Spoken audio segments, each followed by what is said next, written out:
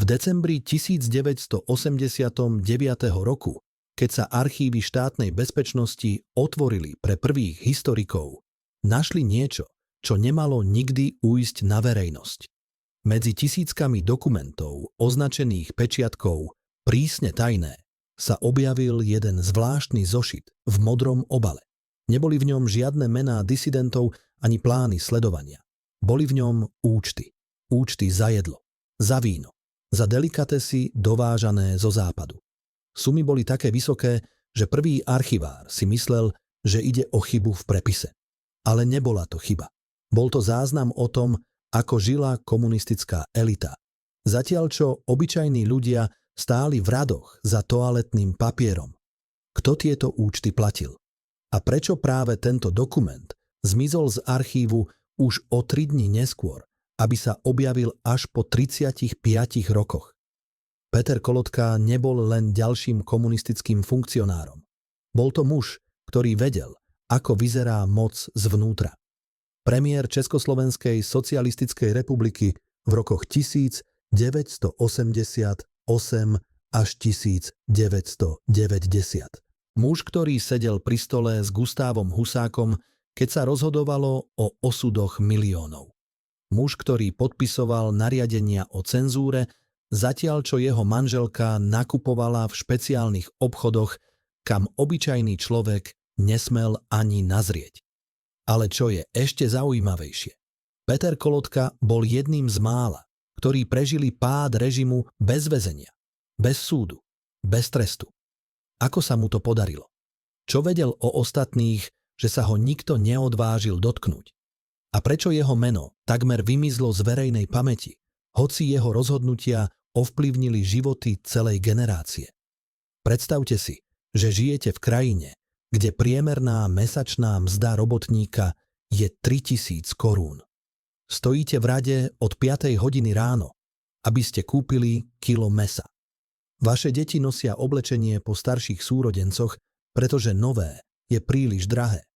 A potom sa dozviete, že muž, ktorý vám v televízii hovorí o socialistickej rovnosti, minul za jeden večerný bankét 45 000 korún.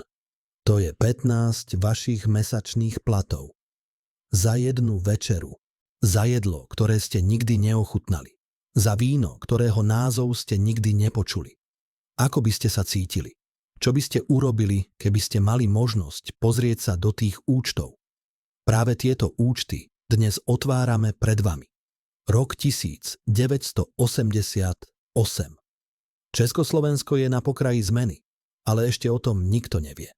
Peter Kolotka práve nastupuje do funkcie predsedu vlády. Je to muž s dokonalým straníckym životopisom. Člen KSČ od mladosti, právnik, diplomat, lojalista.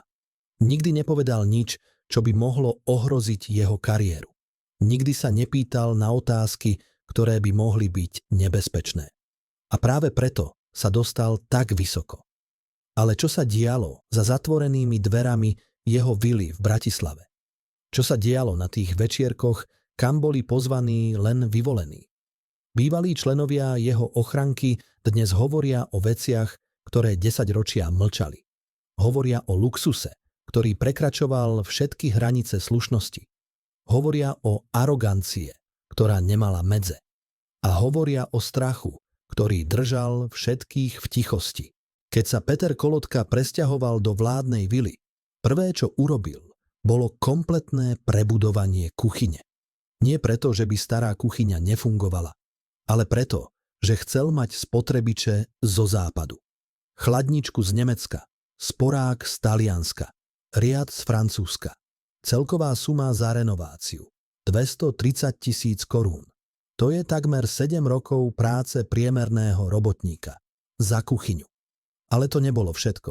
Kolotka mal špeciálneho dodávateľa potravín, ktorý mu vozil čerstvé mäso z Rakúska, syry zo Švajčiarska, kaviár z Ruska. Tento dodávateľ mal špeciálne povolenie prechádzať hranice bez kontrol. Mal špeciálny telefón, na ktorom mohol volať priamo do vily. A mal špeciálny plat, ktorý bol vyšší ako plat riaditeľa továrne. Prečo? Pretože Peter Kolotka nemohol jesť to isté jedlo, ako obyčajní ľudia, pretože jeho chuťové poháriky boli príliš jemné na československé salámy a konzervy. Ale najšokujúcejšie nie sú sumy.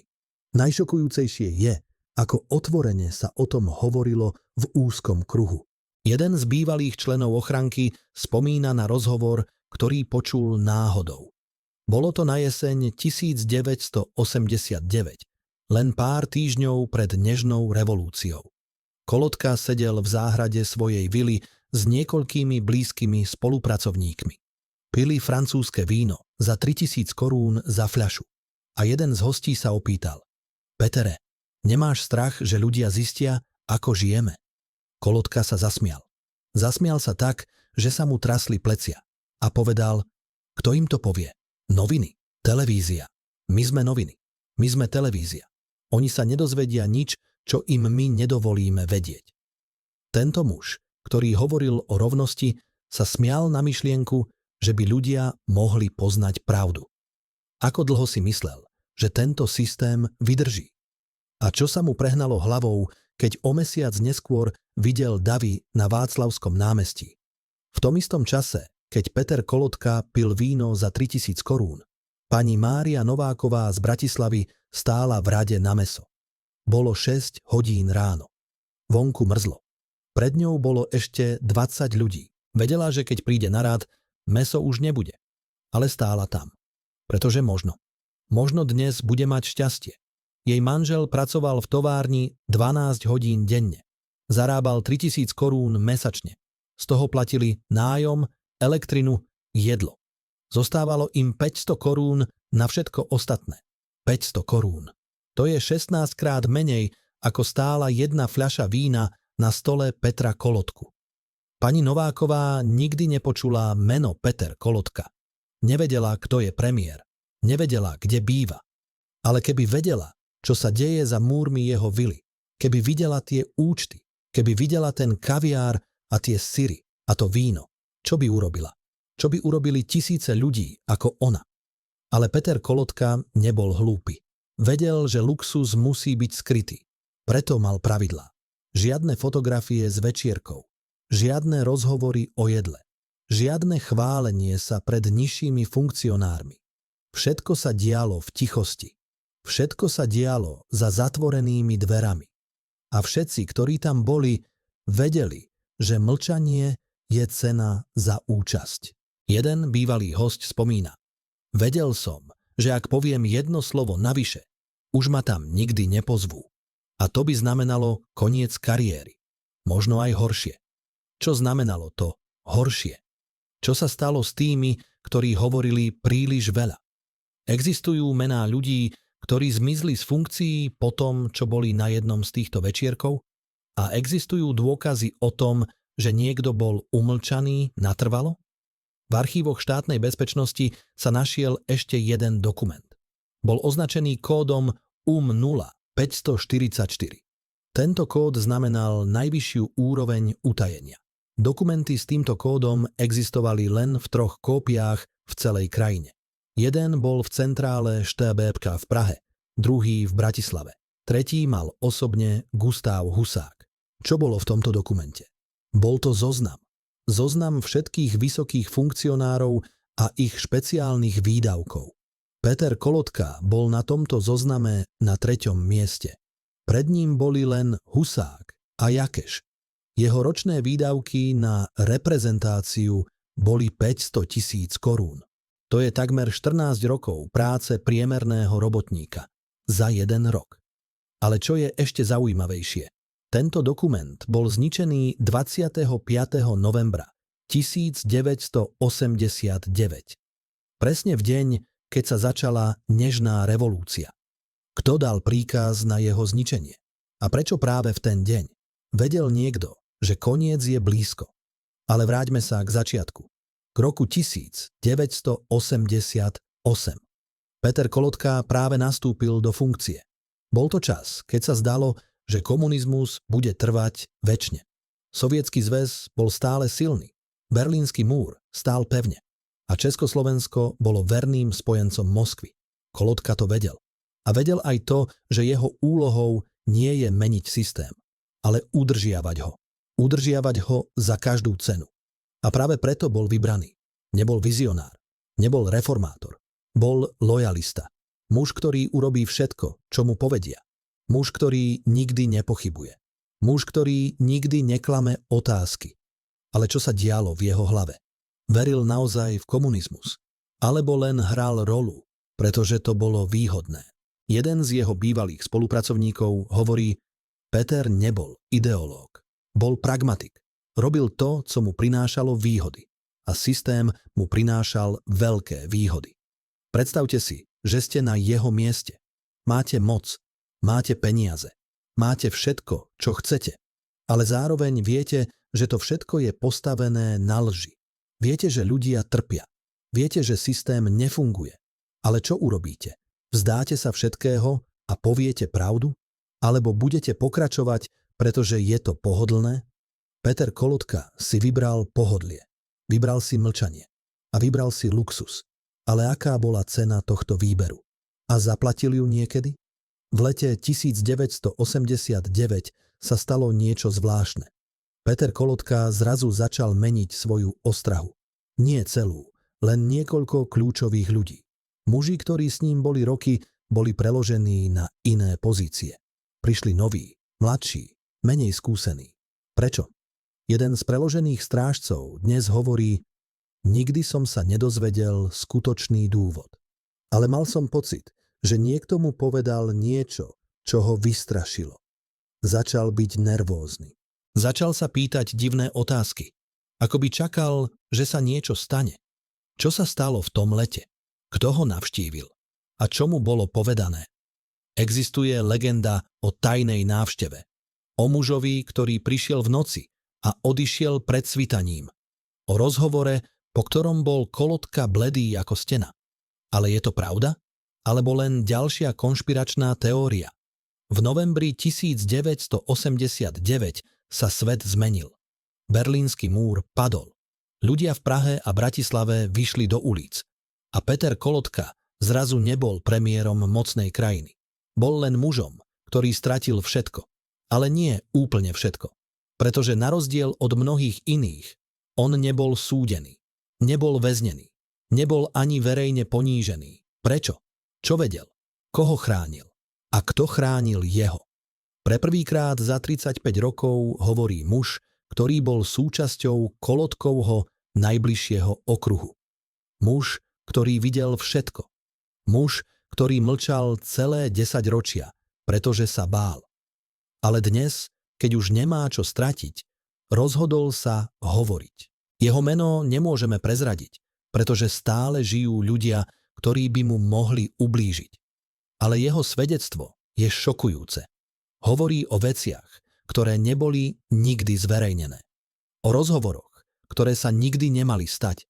O rozhodnutiach, ktoré zmenili osudy tisícov ľudí. A o tajomstvách, ktoré Peter Kolotka odniesol so sebou do hrobu. Prvýkrát som vstúpil do jeho vily v januári 1989, začína svoje rozprávanie. Bol som mladý, ambiciózny, verný strane. Myslel som si, že komunizmus je budúcnosť. A keď som dostal ponuku pracovať pre premiéra, cítil som sa ako víťaz. Ale keď som videl, ako žije, všetko sa zmenilo. Prvý večer tam bol bankét. Asi 30 ľudí. Všetci vysokí funkcionári.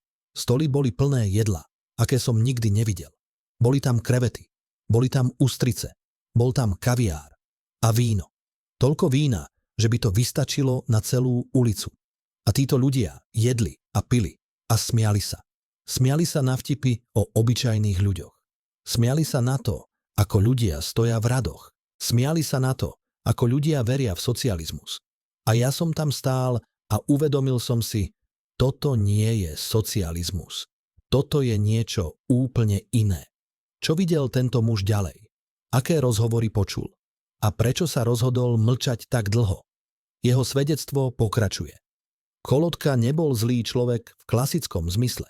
Nebol sadista, nebol tyran, ale bol úplne odtrhnutý od reality. Žil vo svojom svete, kde neexistovali problémy obyčajných ľudí. Raz som ho počul, ako hovorí s ministrom obchodu. Minister mu hovoril, že ľudia nemajú dostatok mäsa, že obchody sú prázdne. A Kolotka sa opýtal, prečo nejdú do špeciálnych obchodov. Minister sa na neho pozrel a povedal, súdruh premiér, do špeciálnych obchodov môžu len funkcionári. A Kolotka sa zarazil. Ako by si to nikdy predtým neuvedomil. Ako by žil v úplne inom svete. Ale tento svedok hovorí aj o niečom inom. O niečom, čo je ešte desivejšie. O systéme strachu, ktorý držal všetkých v tichosti. Bol tam jeden muž, pokračuje. Volal sa Karol. Bol to Kolotkov osobný tajomník. Mal prístup ku všetkým dokumentom. Vedel všetko. A bol absolútne lojálny. Alebo aspoň tak to vyzeralo. Ale v lete 1989 sa niečo stalo. Karol začal klásť otázky. Začal sa pýtať, prečo sa míňajú také sumy na bankéty, keď ľudia nemajú čo jesť. Začal sa pýtať, či je to správne. A o týždeň neskôr bol preložený. Preložený na pozíciu, kde nemal prístup k žiadnym informáciám. A o mesiac neskôr zomrel. Oficiálne to bol infarkt. Ale nikto z nás tomu neveril. Čo sa stalo s Karolom? Bol to naozaj infarkt? Alebo niečo iné? A kto dal príkaz? Tento svedok hovorí, nikdy som sa nedozvedel pravdu. Ale viem jedno. Po Karolovej smrti už nikto neklásť otázky. Všetci sme mlčali. Všetci sme robili, čo nám bolo povedané. Pretože sme sa báli. Báli sme sa, že skončíme ako Karol. Ale vráťme sa k Petrovi Kolotkovi. K mužovi, ktorý žil v luxuse, zatiaľ čo jeho krajina trpela. K mužovi, ktorý hovoril o rovnosti, zatiaľ čo jedol kaviár. K mužovi, ktorý prežil pád režimu bez trestu. Ako to dokázal? Jeden z historikov, ktorý študuje toto obdobie, má teóriu. Kolotka nebol hlavný hráč. Bol len figurka. Bol to muž, ktorý robil, čo mu povedali. A práve preto prežil. Pretože nebol nebezpečný. Nevedel príliš veľa. Alebo aspoň tak to vyzeralo. Ale ja si myslím, že vedel viac, než sa zdalo. A myslím si, že použil tieto informácie na svoju ochranu. Aké informácie to boli? Koho chránil? A koho vydal? Tieto otázky zostávajú bez odpovede. Ale jedno je isté. Peter Kolotka bol súčasťou systému, ktorý zničil životy miliónov ľudí. Bol súčasťou systému, ktorý klamal, kradol a zabíjal. A nikdy za to nezaplatil. V zime 1989, presne týždeň pred pádom režimu, sa stalo niečo, o čom sa dodnes hovorí len šepotom. V noci z 20. na 21. novembra pristálo na bratislavskom letisku súkromné lietadlo. Nebolo to oficiálne lietadlo. Nebolo to lietadlo žiadnej známej spoločnosti. Bolo to lietadlo bez označenia, ktoré prišlo z neznámeho miesta. Z lietadla vystúpil jeden muž. Nebol to diplomat. Nebol to politik. Nebol to nikto, koho by niekto poznal. Ale tento muž mal špeciálne povolenie. Mal špeciálny pas a mal stretnutie s Petrom Kolotkom. Stretnutie sa konalo v Kolotkovej vile. Trvalo presne 1 hodinu. Nikto iný tam nebol. Žiadni asistenti. Žiadni strážcovia v miestnosti. Len títo dvaja muži. A keď stretnutie skončilo, tajomný návštevník odišiel rovnako tajne, ako prišiel. Lietadlo vzlietlo pred svitaním a zmizlo. Ale čo sa stalo v tej hodine? Čo si títo dvaja muži povedali? A kto bol ten návštevník? Jeden z bývalých členov ochranky, ktorý bol v ten večer na službe, spomína. Videl som toho muža len na chvíľu. Bol vysoký, mal tmavé vlasy, hovoril s prízvukom. Nebol to Slovák, nebol to ani Čech, možno Rus, možno niekto zo západu. Neviem. Ale viem jedno. Keď Kolotka vyšiel z tej miestnosti, bol úplne iný. Bol bledý, trasúce sa mu ruky. A povedal mi len jedno. Nikto sa o tomto nedozvie nikdy. A potom odišiel do svojej spálne a nevyšiel až do rána. Čo sa stalo v tej miestnosti? Dostal Kolotka ponuku na exil? Dostal varovanie? Alebo mu bolo povedané niečo, čo zmenilo všetko? Existuje teória, že tento tajomný návštevník bol agent KGB, že prišiel s odkazom z Moskvy, že Sovietsky zväz už vedel, že režim padne a chcel sa uistiť, že kľúčoví ľudia budú mlčať. Iná teória hovorí, že to bol agent CIA, že Západ chcel mať svojich ľudí v novej vláde a že Kolotka dostal ponuku. Mlčanie výmenou za bezpečnosť. Ale je aj tretia teória. Teória, ktorá je najdesivejšia. Že tento muž nebol agent žiadnej krajiny. Že bol posol od niekoho oveľa mocnejšieho. Od niekoho, kto kontroloval veci za oponou. Od niekoho, kto rozhodoval o osudoch krajín bez toho, aby sa objavil na verejnosti. Ktokoľvek to bol, jeho návšteva zmenila všetko. O týždeň neskôr začala nežná revolúcia. O mesiac neskôr padol režim. A Peter Kolotka zmizol z verejného života. Ale nezmizol úplne. Žil ďalej. Žil v tichosti. Žil bez trestu. A žil s tajomstvami, ktoré nikdy nepovedal. Ale čo sa stalo s tými účtami? S tými dokumentmi, ktoré dokazovali jeho luxusný život? Väčšina z nich bola zničená. Ale nie všetky. Niektoré prežili. A dnes, po 35 rokoch, ich môžeme vidieť. Môžeme vidieť čísla. Môžeme vidieť sumy. Môžeme vidieť pravdu. A pravda je šokujúca. V jednom z dokumentov, ktorý prežil, je záznam o bankéte z marca 1989. Bankét sa konal pri príležitosti návštevy sovietskeho delegáta. Bolo tam 35 hostí. Menu obsahovalo kaviár, ústrice, hovädzí steak, francúzske syry a 6 druhov vína. Celková suma 45 000 korún. 45 000 korún za jeden večer. To je 15 mesačných platov priemerného robotníka. Za jednu večeru. Za jedlo, ktoré bolo zjedené za 3 hodiny. A potom zabudnuté.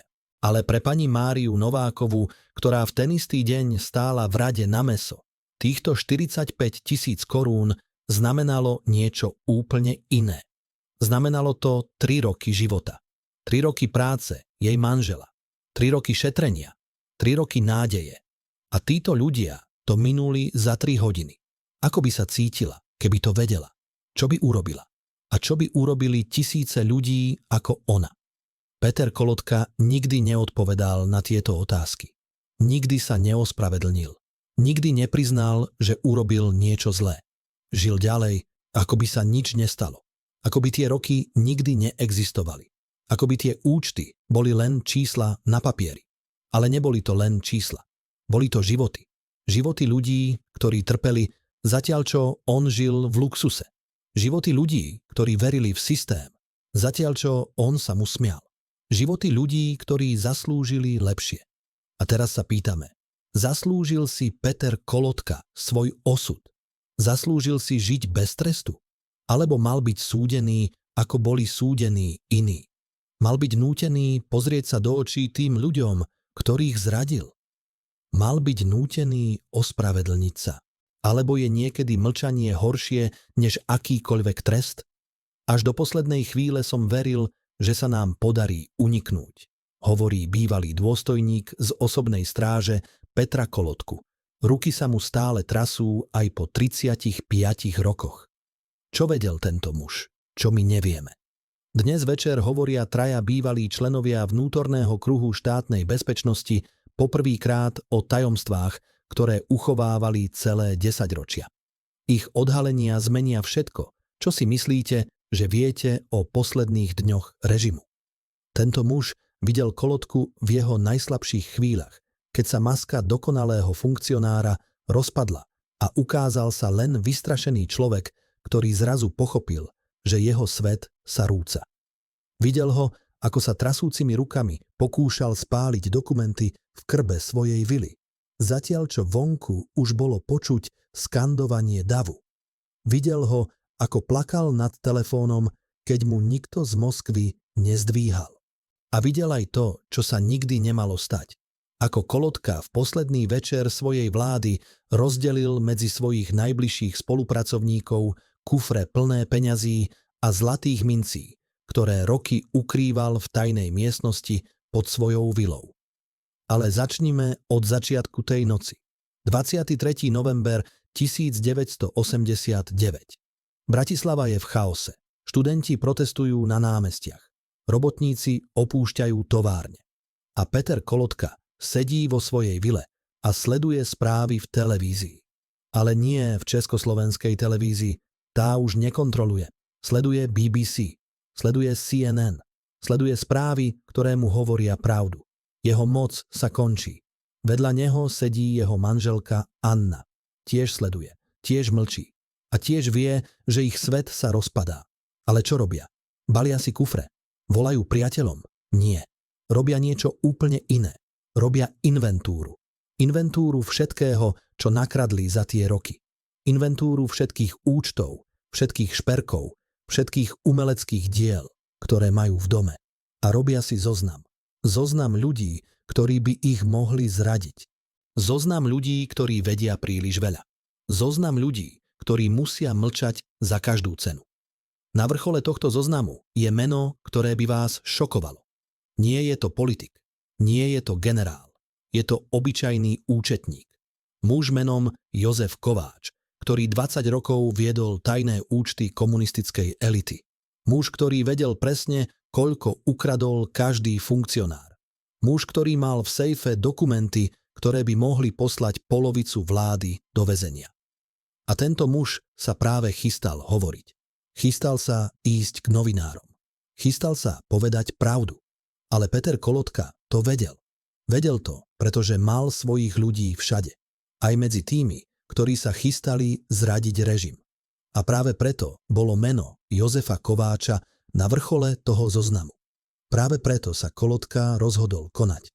O polnoci 23. novembra zazvonilo v byte Jozefa Kováča telefón. Volal mu starý priateľ. Pozval ho na kávu. Povedal mu, že má pre neho dôležitú správu. Jozef Kováč sa neváhal.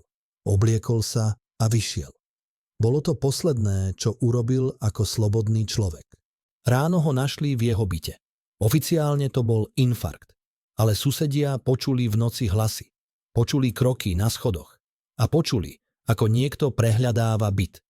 Keď prišla polícia, všetky dokumenty boli preč. Všetky účty boli zničené. A Jozef Kováč bol mŕtvy. Bola to náhoda, alebo posledný čin umierajúceho režimu. A kto dal príkaz? Bývalý člen ochranky, ktorý hovorí pod podmienkou anonymity, spomína na tú noc. Dostal som telefonát o 2:00 hodine ráno. Mal som sa dostaviť do vily. Okamžite. Keď som prišiel, Kolotka bol v svojej pracovni. Nebol sám. Boli tam 3 muži, ktorých som nepoznal. Hovorili po rusky. A na stole boli dokumenty. Veľa dokumentov.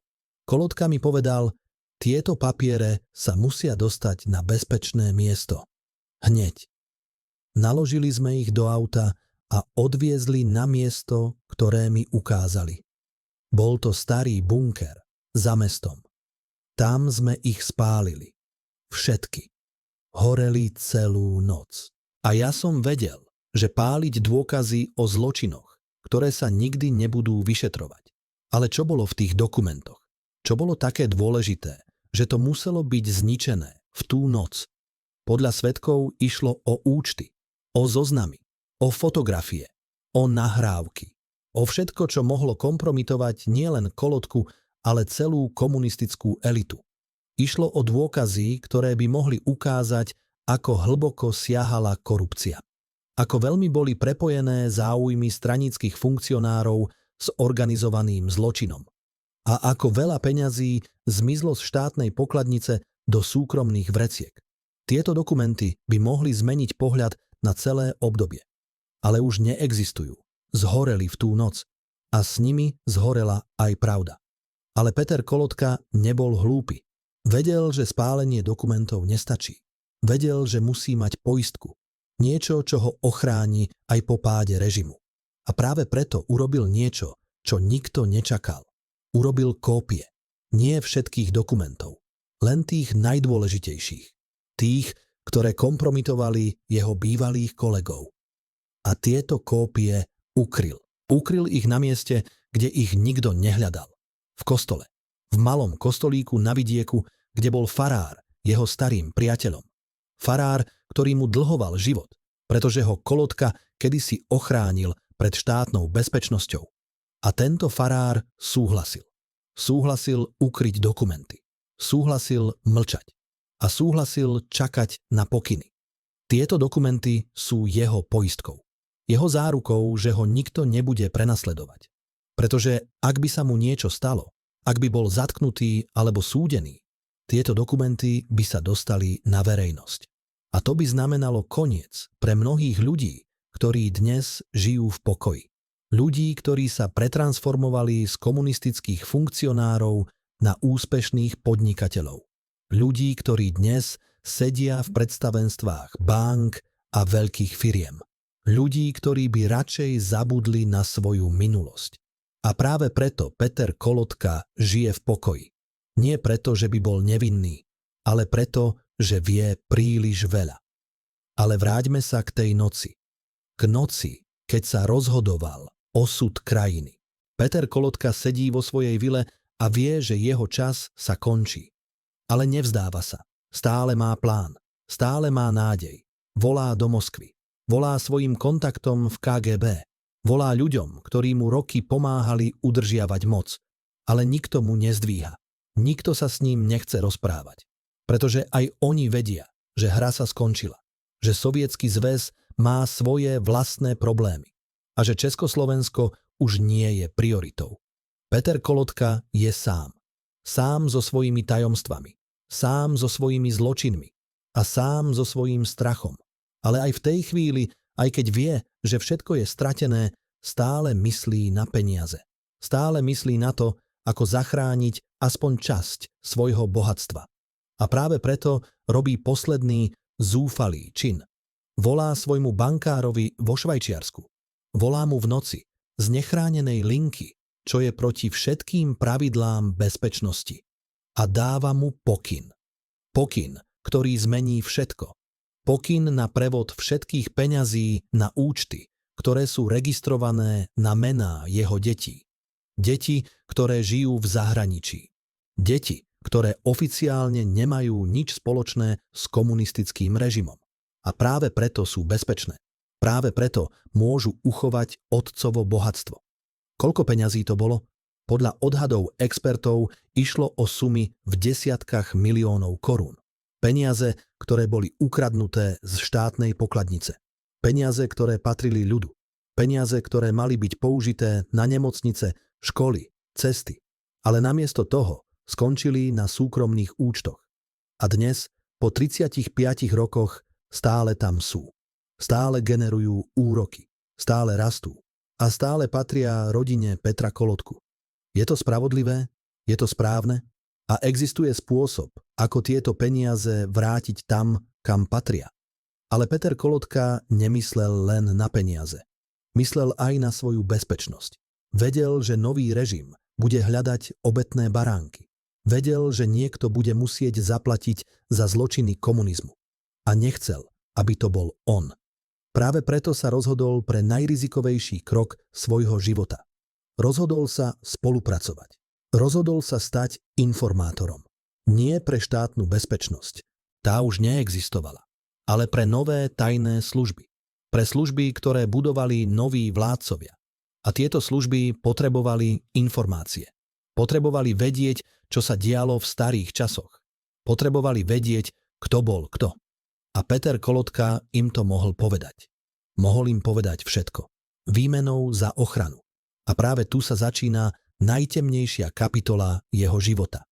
Kapitola, o ktorej sa hovorí len šepotom. Kapitola, ktorá vysvetľuje, prečo nikdy nebol súdený. Prečo nikdy nebol väznený. A prečo žil v pokoji až do svojej smrti. Peter Kolotka sa stal dvojitým agentom. Agentom, ktorý oficiálne neexistoval. Agentom, ktorý pomáhal novému režimu budovať jeho moc na troskách starého. A agentom, ktorý za to dostal najvyššiu odmenu. Mlčanie o svojich zločinoch. Ale aká bola cena tejto spolupráce? Koľko ľudí zradil? Koľko tajomstiev prezradil? A koľko bývalých kolegov poslal do väzenia alebo do hrobu? Tieto otázky zostávajú bez odpovede. Ale jedno je isté. Peter Kolotka prežil pád komunizmu nie preto, že by bol nevinný, ale preto, že bol užitočný. Užitočný pre tých, ktorí potrebovali vedieť, ako fungovalo staré zlo, aby mohli budovať nové. Predstavte si, že ste na mieste tých ľudí, ktorí mu verili. Predstavte si, že ste boli jeho priateľmi, jeho spolupracovníkmi, jeho spojencom. A potom sa dozviete, že vás zradil, že predal vaše tajomstvá novým pánom, že obetoval vašu slobodu za svoju bezpečnosť. Ako by ste sa cítili? Čo by ste urobili? A existuje odpustenie pre takúto zradu. Ale možno je najhoršie na celom príbehu Petra Kolotku to, že nikdy nelitoval. Nikdy sa neospravedlnil. Nikdy nepriznal, že urobil niečo zlé. Žil ďalej, ako by sa nič nestalo. Ako by tie roky nikdy neexistovali. Ako by tie životy, ktoré zničil, neboli dôležité. A možno práve to je najväčším zločinom. Nie kradnutie peňazí, nie luxusný život na úkor iných, ale táto arogancia, táto neschopnosť priznať si vinu, táto neschopnosť pozrieť sa do zrkadla a povedať: bol som zlý človek, urobil som zlé veci a ľutujem to. Ale Peter Kolotka to nikdy nepovedal. A už to nikdy nepovie, pretože je mŕtvy. Zomrel v pokoji, vo svojej posteli, obklopený rodinou. Zomrel ako úspešný muž, ktorý si užil dlhý a spokojný život. Zomrel bez trestu, bez súdu, bez spravodlivosti. A možno práve to je najväčšou tragédiou celého príbehu. Že zlo môže zvíťaziť, že zločinci môžu uniknúť a že spravodlivosť nie je vždy doručená. Ale čo si myslíte vy? Zaslúžil si Peter Kolotka svoj pokojný koniec? Alebo mal byť nútený čeliť následkom svojich činov? Mal byť súdený za svoje zločiny? Alebo je niekedy mlčanie a zabudnutie lepšie než spravodlivosť a pomsta? Štátna bezpečnosť Petra Kolotku uchovávala lekárske záznamy s kódom UM0544. Dokumenty také tajné, že existovali len 3 kópie v celej krajine. V týchto záznamoch sa nachádzali informácie o skutočnom zdravotnom stave diktátora, o plánoch evakuácie v prípade revolúcie a o niečom oveľa šokujúcejšom. O liekoch, ktoré Kolotka užíval v tajnosti pred celým národom. Prečo boli tieto záznamy zničené práve v deň jeho odstúpenia z funkcie? Dnes večer odhaľujeme lekárske tajomstvá, ktoré Peter Kolotka skrýval pred slovenským ľudom celé 10 ročia. Dokumenty, ktoré sme získali z archívov, ukazujú zoznam liekov objednávaných pre premiéra. Tento zoznam odhaľuje chorobu, ktorú Kolotka tajil roky. V tomto dokumente uvidíte lekárske dôkazy, ktoré menia všetko, čo ste vedeli o posledných rokoch jeho vlády. Čo sa stalo, keď mal Peter Kolotka bolesti hlavy? Osobný lekár bol povolaný tajne do vily. Žiadna diagnóza sa nedostala do oficiálnych dokumentov. Ale archívy štátnej bezpečnosti uchovávajú zoznam liekov objednávaných pre premiéra. Tento zoznam odhaľuje pravdu, ktorú Kolotka skrýval pred národom celé 10 ročia. Nie sú to len obyčajné lieky proti bolesti. Sú to lieky na epilepsiu, lieky na psychické poruchy, lieky na choroby, ktoré by mohli spochybniť jeho schopnosť vládnuť. A najšokujúcejšie, lieky na chorobu, ktorá postupne ničila jeho mozog. Doktor Milan Novák, ktorý pracoval v nemocnici pre vysokých funkcionárov, hovorí poprvýkrát o tom, čo videl. Kolotka trpel progresívnou demenciou. Začalo sa to už v roku 1987. Najprv to boli len malé zabudnutia, potom problémy s rečou a nakoniec úplná strata orientácie. V posledných mesiacoch svojej vlády nebol schopný robiť žiadne dôležité rozhodnutia. Všetko za neho rozhodovali iní. Ale verejnosť o tom nevedela nič. Bolo to najprísnejšie štátne tajomstvo. Predstavte si to. Muž, ktorý rozhodoval o osudoch 5 miliónov ľudí, bol v skutočnosti chorý. Chorý na chorobu, ktorá mu postupne brala rozum. A nikto o tom nevedel. Ani poslanci, ani ministri, ani jeho najbližší spolupracovníci. Vedeli to len lekári. A tí mlčali. Mlčali, pretože vedeli, že pravda by znamenala koniec režimu, koniec ich kariér a možno aj koniec ich životov. Ale ako je možné, že sa to podarilo utajiť tak dlho? Ako je možné, že nikto si nič nevšimol? Odpoveď je jednoduchá. Systém bol postavený na lži. Na lži o tom, že vodca je neomylný. Na lži o tom, že vodca je silný. Na lži o tom, že vodca je zdravý. A keď sa ukázalo, že vodca je chorý, systém sa rozhodol klamať ďalej. Rozhodol sa predstierať, že sa nič nestalo. Rozhodol sa hrať divadlo až do konca. Sestra Elena Svobodová, ktorá sa starala o Kolotku v jeho posledných mesiacoch vo funkcii, spomína. Bolo to strašné.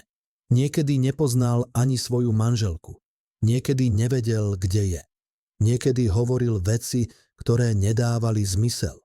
Ale keď prišli návštevy, keď prišli novinári, dokázal sa na chvíľu sústrediť. Dokázal hrať rolu zdravého muža. Ale len na chvíľu. Potom sa zase vrátil do svojho sveta. Do sveta, kde neexistovala realita. A práve tu sa začína najtemnejšia časť príbehu. Pretože ak Peter Kolotka nebol schopný rozhodovať, kto rozhodoval za neho? Kto v skutočnosti vládol krajine v tých posledných mesiacoch? A kto sa rozhodol, že táto pravda sa nikdy nedozvie na verejnosť? Podľa svedkov to bol úzky kruh ľudí. Kruh, ktorý tvorili jeho manželka, jeho osobný tajomník a traja najvyšší funkcionári štátnej bezpečnosti. Títo ľudia sa stretávali každý deň, rozhodovali o všetkom a používali Kolotkovo meno na ospravedlnenie svojich rozhodnutí. Ale čo je ešte horšie, títo ľudia vedeli, že Kolotka zomiera. Vedeli, že jeho choroba je nevyliečiteľná. Vedeli, že má už len mesiace života. A namiesto toho, aby povedali pravdu, rozhodli sa využiť túto situáciu. Rozhodli sa ukradnúť ešte viac. Rozhodli sa pripraviť si únikové cesty. A rozhodli sa zničiť všetky dôkazy o svojich zločinoch. Práve v tomto období, keď bol Kolotka už len tieňom seba samého, sa uskutočnili najväčšie krádeže. Práve vtedy zmizli milióny korún zo štátnej pokladnice. Práve vtedy boli podpísané zmluvy, ktoré preniesli štátny majetok do súkromných rúk. A práve vtedy boli zničené dokumenty, ktoré by mohli odhaliť pravdu. Všetko sa dialo v mene chorého muža, ktorý už nevedel ani to, aký je deň. Doktor Novák pokračuje. Najhoršie bolo sledovať, ako ho využívajú. Ako ho privádzajú na stretnutia, kde len sedí a mlčí. Ako mu dávajú podpisovať dokumenty, ktoré nečíta. Ako z neho robia bábku. Bol to chorý, starý muž, ktorý potreboval pomoc. Ale namiesto pomoci dostal len ďalšie poníženie. A čo jeho manželka Anna? Vedela o jeho chorobe? Samozrejme, že vedela. Žila s ním. Videla ho každý deň. Videla, ako sa jeho stav zhoršuje. Ale namiesto toho, aby ho chránila, rozhodla sa ho využiť. Rozhodla sa stať súčasťou tej skupiny, ktorá vládla v jeho mene. A rozhodla sa zabezpečiť svoju budúcnosť na úkor jeho dôstojnosti. Sestra Svobodová spomína na rozhovor, ktorý počula náhodou. Anna hovorila po telefóne s niekým, koho nepoznám. Hovorila, Peter už dlho nevydrží. Musíme sa pripraviť. Musíme zabezpečiť všetko, kým je ešte čas. A potom sa zasmial. Zasmial sa na myšlienku na smrť svojho manžela. To som nikdy nezabudnem. Ale najhoršie zo všetkého je, že táto pravda bola ukrytá aj po Kolotkovej smrti. Aj po páde režimu.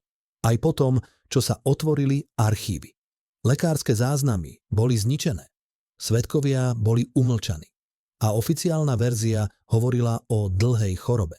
Bez ďalších podrobností. Prečo? Pretože pravda by bola príliš nebezpečná. Pravda by ukázala, že celý systém bol postavený na lži. Že vodca, ktorému všetci verili, bol v skutočnosti len chorým starcom. a že tí, ktorí vládli v jeho mene, boli ešte horší než on sám. Dnes, po 35 rokoch, sa táto pravda konečne dostáva na svetlo. Dnes môžeme povedať, že Peter Kolotka nebol len zločincom. Bol aj obeťou. Obeťou systému, ktorý ho vytvoril. Obeťou ľudí, ktorí ho využívali. A obeťou choroby, ktorá mu vzala rozum skôr, než mu vzala život. Ale znamená to, že by sme ho mali ľutovať? Znamená to, že by sme mali zabudnúť na jeho zločiny? Alebo je choroba len ďalšou výhovorkou pre zlo, ktoré spáchal? Čo si myslíte vy? Mení táto pravda váš pohľad na Petra Kolotku? Robí ho to menej vinným? Alebo viac? A čo tí, ktorí ho využívali v jeho chorobe? Nie sú oni ešte horší, než on sám?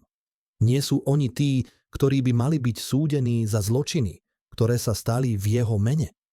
Gândiți-vă la ultimul om în care aveți încredere deplină.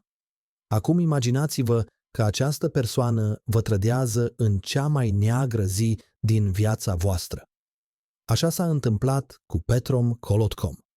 Jeden človek z jeho vnútorného kruhu ho predal novej moci. Bývalí členovia štátnej bezpečnosti poznajú tento príbeh. Mlčali 35 rokov. Dnes poprvýkrát povedia pravdu o najväčšej zrade v dejinách moderného Slovenska. Tento muž nebol politik. Nebol generál. Bol to obyčajný účetník menom Jozef Kováč, ktorý 20 rokov viedol tajné účty komunistickej elity. Muž, ktorý vedel presne, koľko ukradol každý funkcionár. Muž, ktorý mal v sejfe dokumenty, ktoré by mohli poslať polovicu vlády do väzenia. A tento muž sa rozhodol hovoriť. Rozhodol sa ísť k novinárom. Rozhodol sa povedať pravdu. Ale Peter Kolotka to zistil a rozhodol sa konať. Ale Jozef Kováč nebol len účetník. Bol to muž s rodinnou tragédiou, ktorá ho zmenila. V roku 1987 zomrela jeho dcéra na leukémiu. Zomrela, pretože nemocnice nemali lieky.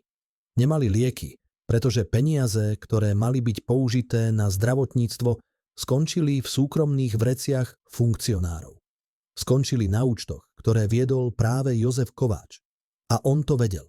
Vedel, že jeho dcéra zomrela kvôli peniazom, ktoré pomáhal kradnúť. A táto pravda ho ničila. Bývalý kolega Jozefa Kováča spomína. Po smrti dcéry sa úplne zmenil. Prestal sa smiať. Prestal hovoriť o práci. A začal klásť otázky. Otázky o tom, kam idú peniaze. Otázky o tom, prečo nemocnice nemajú lieky. Otázky o tom, či je to, čo robíme, správne. A my sme vedeli, že takéto otázky sú nebezpečné. Ale Jozef Kováč sa nezastavil pri otázkach. Začal si robiť kópie. Kópie účtov, kópie dokumentov, kópie všetkého, čo prešlo cez jeho ruky. A tieto kópie ukrýval. Ukrýval ich doma, v skrýši, ktorú si vybudoval pod podlahou. Ukrýval ich, pretože vedel, že jedného dňa ich bude potrebovať. Jedného dňa, keď bude mať dostatok odvahy povedať pravdu. Ten deň prišiel v novembri 1989. Keď videl davy na uliciach, keď videl, že režim sa rúca, keď pochopil, že má šancu. Šancu povedať pravdu. Šancu pomôcť spravodlivosti. Šancu pomôcť svojej mŕtvej dcére. A rozhodol sa konať. Ale Peter Kolotka mal svojich ľudí všade. Aj medzi tými, ktorí sa chystali zradiť režim. A keď sa dozvedel o Kováčových plánoch, rozhodol sa ho zastaviť. Rozhodol sa ho zastaviť za každú cenu. Pretože vedel, že Kováčove dokumenty by znamenali koniec. Nie len pre neho, ale pre celú komunistickú elitu. Večer 22. novembra zavolal Kolotka svojmu najdôveryhodnejšiemu mužovi. Mužovi, ktorý pre neho robil špinavú prácu už 20 rokov. Mužovi, ktorý nikdy neklásť otázky a dal mu úlohu. Úlohu, ktorá mala byť jeho poslednou. Tento muž, ktorý dnes hovorí pod podmienkou anonymity, spomína. Kolotka mi povedal len jedno. Jozef Kováč má niečo, čo nám patrí. Musíš to získať späť a musíš sa uistiť, že o tom nikdy nebude hovoriť. Vedel som, čo to znamená. Vedel som, že to nie je len o dokumentoch. Ale urobil som to. Pretože som sa bál. Bál som sa, čo sa stane, ak neposlúcham. O polnoci 23. novembra zazvonilo v byte Jozefa Kováča telefón. Volal mu starý priateľ. Pozval ho na kávu. Povedal mu, že má pre neho dôležitú správu o jeho dcére. O nových informáciách, ktoré by mohli pomôcť spravodlivosti. Jozef Kováč sa neváhal. Obliekol sa a vyšiel. Nevzal si dokumenty. Nechal ich doma, v skrýši pod podlahou. Myslel si, že sa vráti. Ale nevráti sa nikdy. Našli ho ráno v parku. Oficiálne to bol infarkt. Ale susedia počuli v noci hlasy. Počuli kroky na schodoch. A počuli, ako niekto prehľadáva byt. Keď prišla polícia, skrýša pod podlahou bola prázdna. Všetky dokumenty boli preč. Všetky dôkazy boli zničené. A Jozef Kováč bol mŕtvy. Ale príbeh sa tu nekončí. Pretože Jozef Kováč nebol hlúpy. Vedel, že je v nebezpečenstve. Vedel, že jeho život je ohrozený. A práve preto urobil niečo, čo nikto nečakal. Urobil ešte jednu kópiu. Kópiu najdôležitejších dokumentov. A túto kópiu dal niekomu, komu dôveroval. Niekomu, kto nemal nič spoločné s režimom. Niekomu, kto mohol uchovať pravdu. Tým človekom bola jeho sestra Mária, učiteľka na základnej škole. Žena, ktorá nikdy nebola členkou strany. Žena, ktorá žila tichým životom a nikdy sa nezaujímala o politiku. Ale keď jej brat dal tie dokumenty, pochopila ich význam. Pochopila, že sú to dôkazy o zločinoch. A rozhodla sa ich uchovať. Mária Kováčová dnes hovorí poprvýkrát. Jozef mi povedal, ak sa mi niečo stane, tieto papiere daj novinárom. Daj ich ľuďom, ktorí povedia pravdu. A keď zomrel, vedela som, čo mám robiť. Ale bála som sa. Bála som sa, že ma zabijú ako jeho. A tak som čakala. Čakala som 35 rokov. Ale teraz už nie som mladá. Teraz už nemám čo stratiť. A preto hovorím. Čo je v tých dokumentoch?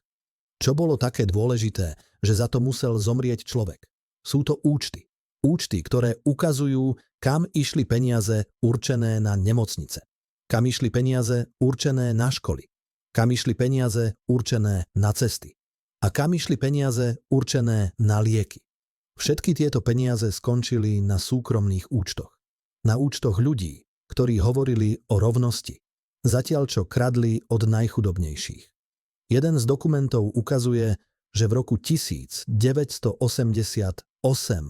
bolo z rozpočtu na zdravotníctvo presmerovaných 5 miliónov korún na špeciálne účely. Tieto peniaze mali byť použité na nákup liekov pre detskú onkológiu. Namiesto toho boli použité na renováciu Kolotkovej vily. 5 miliónov korún. To sú peniaze, ktoré mohli zachrániť stovky detí. Deti ako dcéra Jozefa Kováča. Ale namiesto toho boli použité na zlaté kohútiky a mramorové podlahy. Ďalší dokument ukazuje, že Peter Kolotka mal tajný účet vo švajčiarskej banke. Účet, na ktorom bolo v roku 1980 920 miliónov korún. 20 miliónov korún ukradnutých od ľudu. 20 miliónov korún, ktoré mali byť použité na zlepšenie života obyčajných ľudí. Ale namiesto toho skončili v súkromnom vrecku. A tretí dokument je možno najšokujúcejší. Je to zoznam. Zoznam všetkých ľudí, ktorí vedeli o krádeži. Zoznam všetkých ľudí, ktorí dostávali svoj podiel. A zoznam všetkých ľudí, ktorí museli mlčať. Na tomto zozname je 40 mien. 40 ľudí, ktorí sa podieľali na najväčšej krádeži v dejinách Slovenska. A mnohí z týchto ľudí žijú dodnes. Žijú v luxuse, žijú v pokoji a žijú s tajomstvom, ktoré by mohlo zničiť ich životy. Ale Jozef Kováč už nežije. Zomrel, pretože chcel povedať pravdu. Zomrel, pretože chcel spravodlivosť pre svoju dcéru. Zomrel, pretože veril, že pravda je dôležitejšia než život. A možno mal pravdu. Možno jeho smrť nebola zbytočná. Možno jeho obeta konečne prinesie spravodlivosť. Mária Kováčová končí svoje svedectvo slovami: Môj brat bol hrdina. Nebol to politik. Nebol to bojovník. Bol to len otec, ktorý stratil dcéru. Ale rozhodol sa bojovať. Rozhodol sa povedať pravdu. A za to zaplatil životom. Ale jeho smrť nebola zbytočná.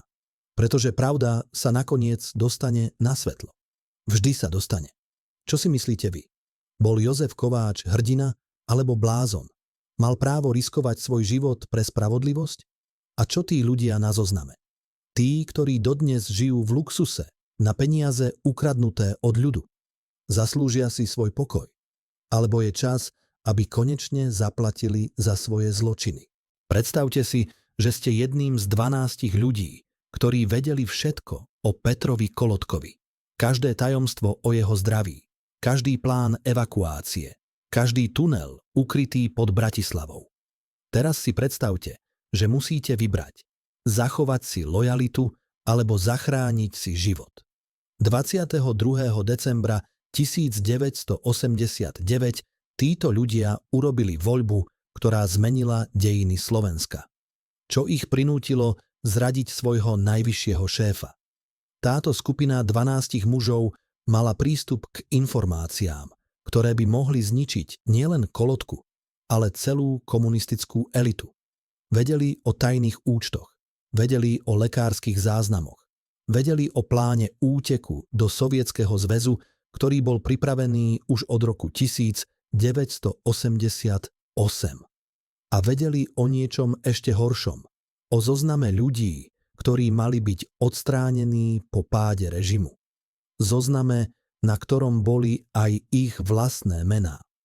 Jeden z týchto 12 mužov dnes hovorí poprvýkrát. Volá sa Miroslav Horák a bol veliteľom osobnej stráže Petra Kolotku od roku 1984. 5 rokov stál pri dverách jeho pracovne.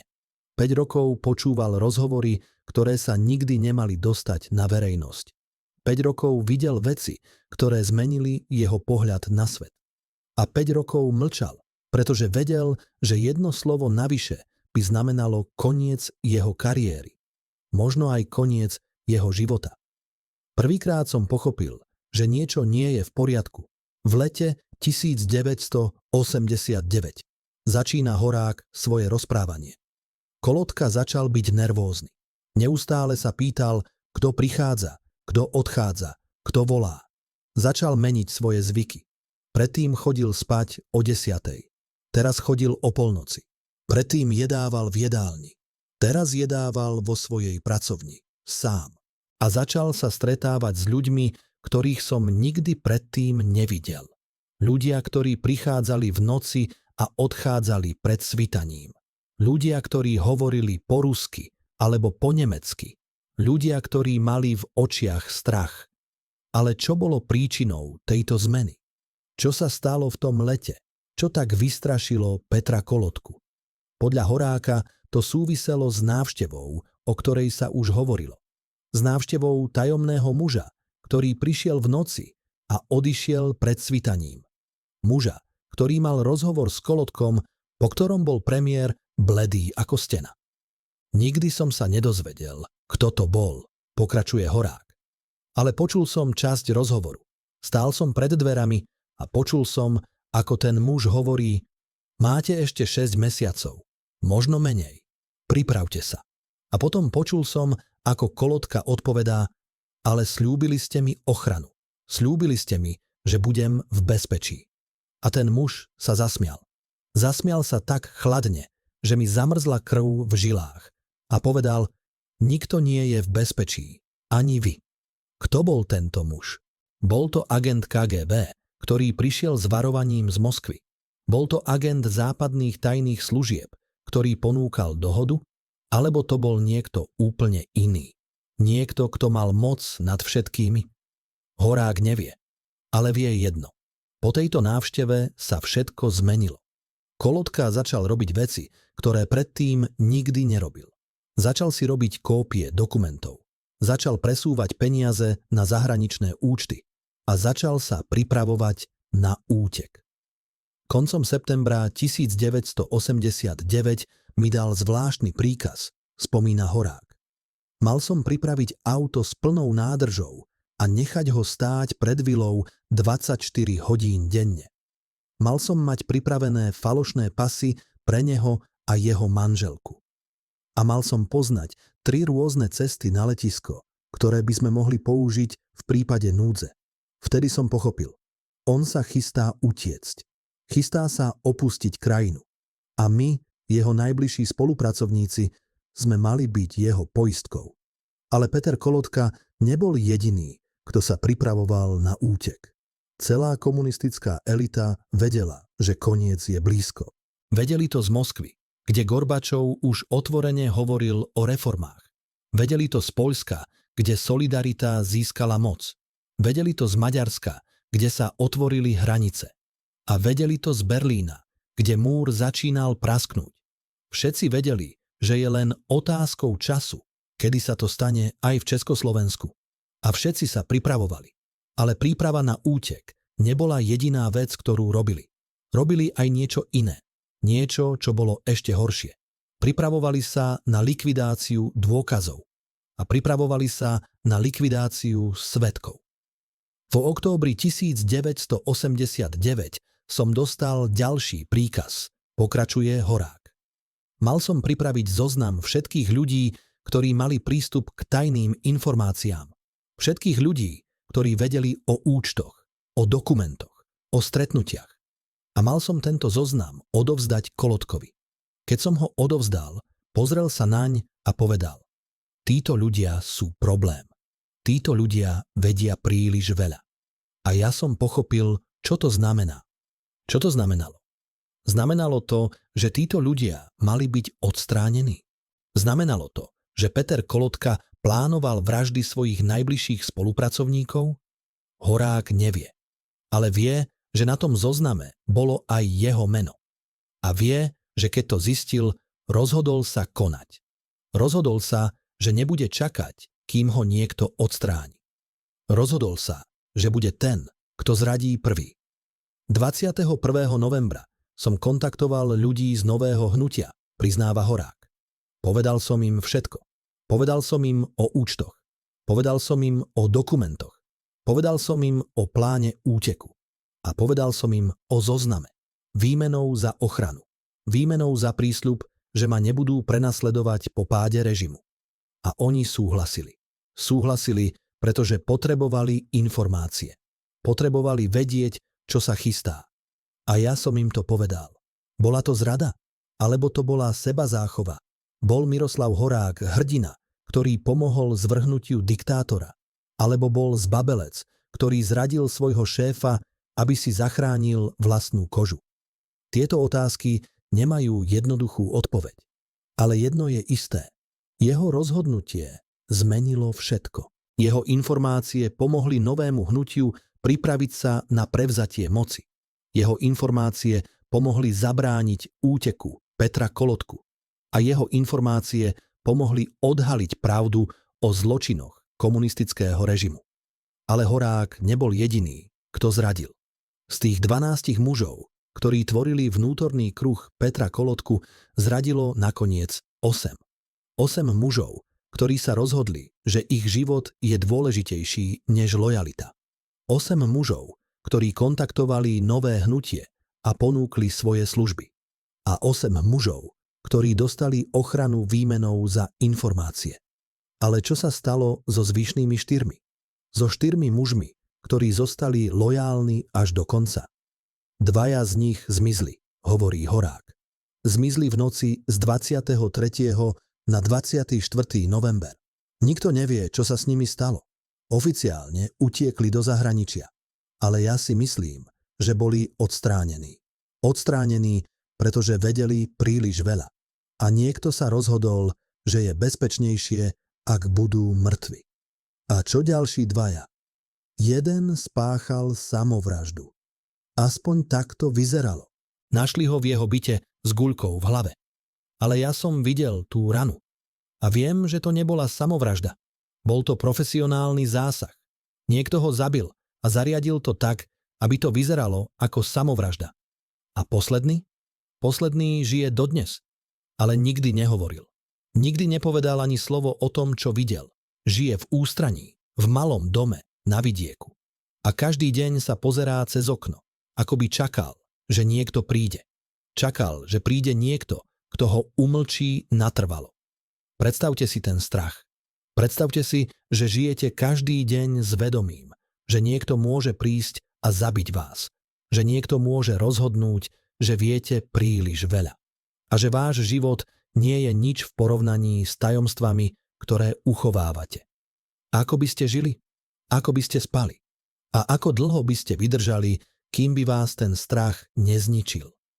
Ale vráťme sa k Petrovi Kolotkovi. K mužovi, ktorý stratil kontrolu nad svojimi najbližšími spolupracovníkmi. K mužovi, ktorý zistil, že tí, ktorým najviac dôveroval, ho zradili. Ako reagoval, keď sa to dozvedel? Miroslav Horák spomína na posledné stretnutie s ním. Bolo to ráno 24. novembra. Kolotka ma zavolal do svojej pracovne. Sedel za stolom a pozeral sa na mňa. Dlho mlčal a potom povedal: viem, čo si urobil. Viem, že si ma zradil. Ja som nič nepovedal. Len som stál a čakal. A on pokračoval: ale nemôžem ti to vyčítať. Urobil by som to isté na tvojom mieste. Všetci by sme to urobili. Pretože systém, ktorý sme vytvorili, bol postavený na zrade. Na zrade ideálov. Na zrade ľudí. Na zrade samých seba. A teraz, keď sa ten systém rúca, zrádzame aj navzájom. Pretože to je jediné, čo vieme. Boli to slová muža, ktorý pochopil pravdu? Alebo slová muža, ktorý sa len pokúšal ospravedlniť svoje vlastné zlyhanie? Horák nevie. Ale vie, že to bolo posledné, čo mu Peter Kolotka povedal. Po tomto rozhovore sa už nikdy nevideli. O 2 dni neskôr Kolotka odstúpil z funkcie. O týždeň neskôr zmizol z verejného života. A o mesiac neskôr začal nový režim. Ale príbeh 12 mužov sa tu nekončí. Pretože títo muži, ktorí zradili Petra Kolotku, sa stali súčasťou nového systému. Stali sa poradcami nových politikov. Stali sa súčasťou nových tajných služieb. A stali sa strážcami tajomstiev, ktoré mohli zničiť mnohých ľudí. Dostali to, čo chceli. Ochranu a bezpečnosť. Ale za akú cenu? Za cenu svojej duše? Za cenu svojej cti? Alebo za cenu niečoho ešte dôležitejšieho? Miroslav Horák končí svoje svedectvo slovami: každý deň sa pýtam, či som urobil správne rozhodnutie. Každý deň sa pýtam, či som bol hrdina alebo zbabelec. A každý deň prichádzam k inému záveru. Niekedy si myslím, že som zachránil svoj život a pomohol som zvrhnutiu diktátora. Inokedy si myslím, že som zradil človeka, ktorý mi dôveroval. A stal som sa súčasťou systému, ktorý je možno ešte horší než ten starý. Neviem, čo je pravda. Ale viem jedno. Žiť s touto voľbou je ťažšie, než som si kedykoľvek predstavoval. Čo si myslíte vy? Urobil Miroslav Horák správne rozhodnutie? Bol hrdina alebo zradca? A čo by ste urobili vy na jeho mieste? Zradili by ste človeka, ktorý vám dôveroval, aby ste si zachránili život? Alebo by ste zostali lojálni až do konca, aj keby to znamenalo vašu smrť? Pod vilou Petra Kolotku existovali tunely a bunkre, ktoré ani oficiálni architekti nepoznajú dodnes. Kto ich postavil v tajnosti? Kam viedli tieto tunely? A prečo Anna Kolotková osobne kontrolovala tieto evakuačné cesty každú noc v posledných dňoch režimu? Osobná stráž uchovávala tieto tajomstvá viac než 3 desaťročia, ale dnes hovoria po prvýkrát. Tieto tunely neboli len únikové cesty. Boli to celé podzemné komplexy s miestnosťami, skladmi, komunikačnými zariadeniami. Boli to bunkre, ktoré mohli udržať rodinu Kolotkovcov pri živote týždne, možno mesiace. A boli to tajomstvá, ktoré mohli zmeniť celý príbeh o páde komunizmu v Československu.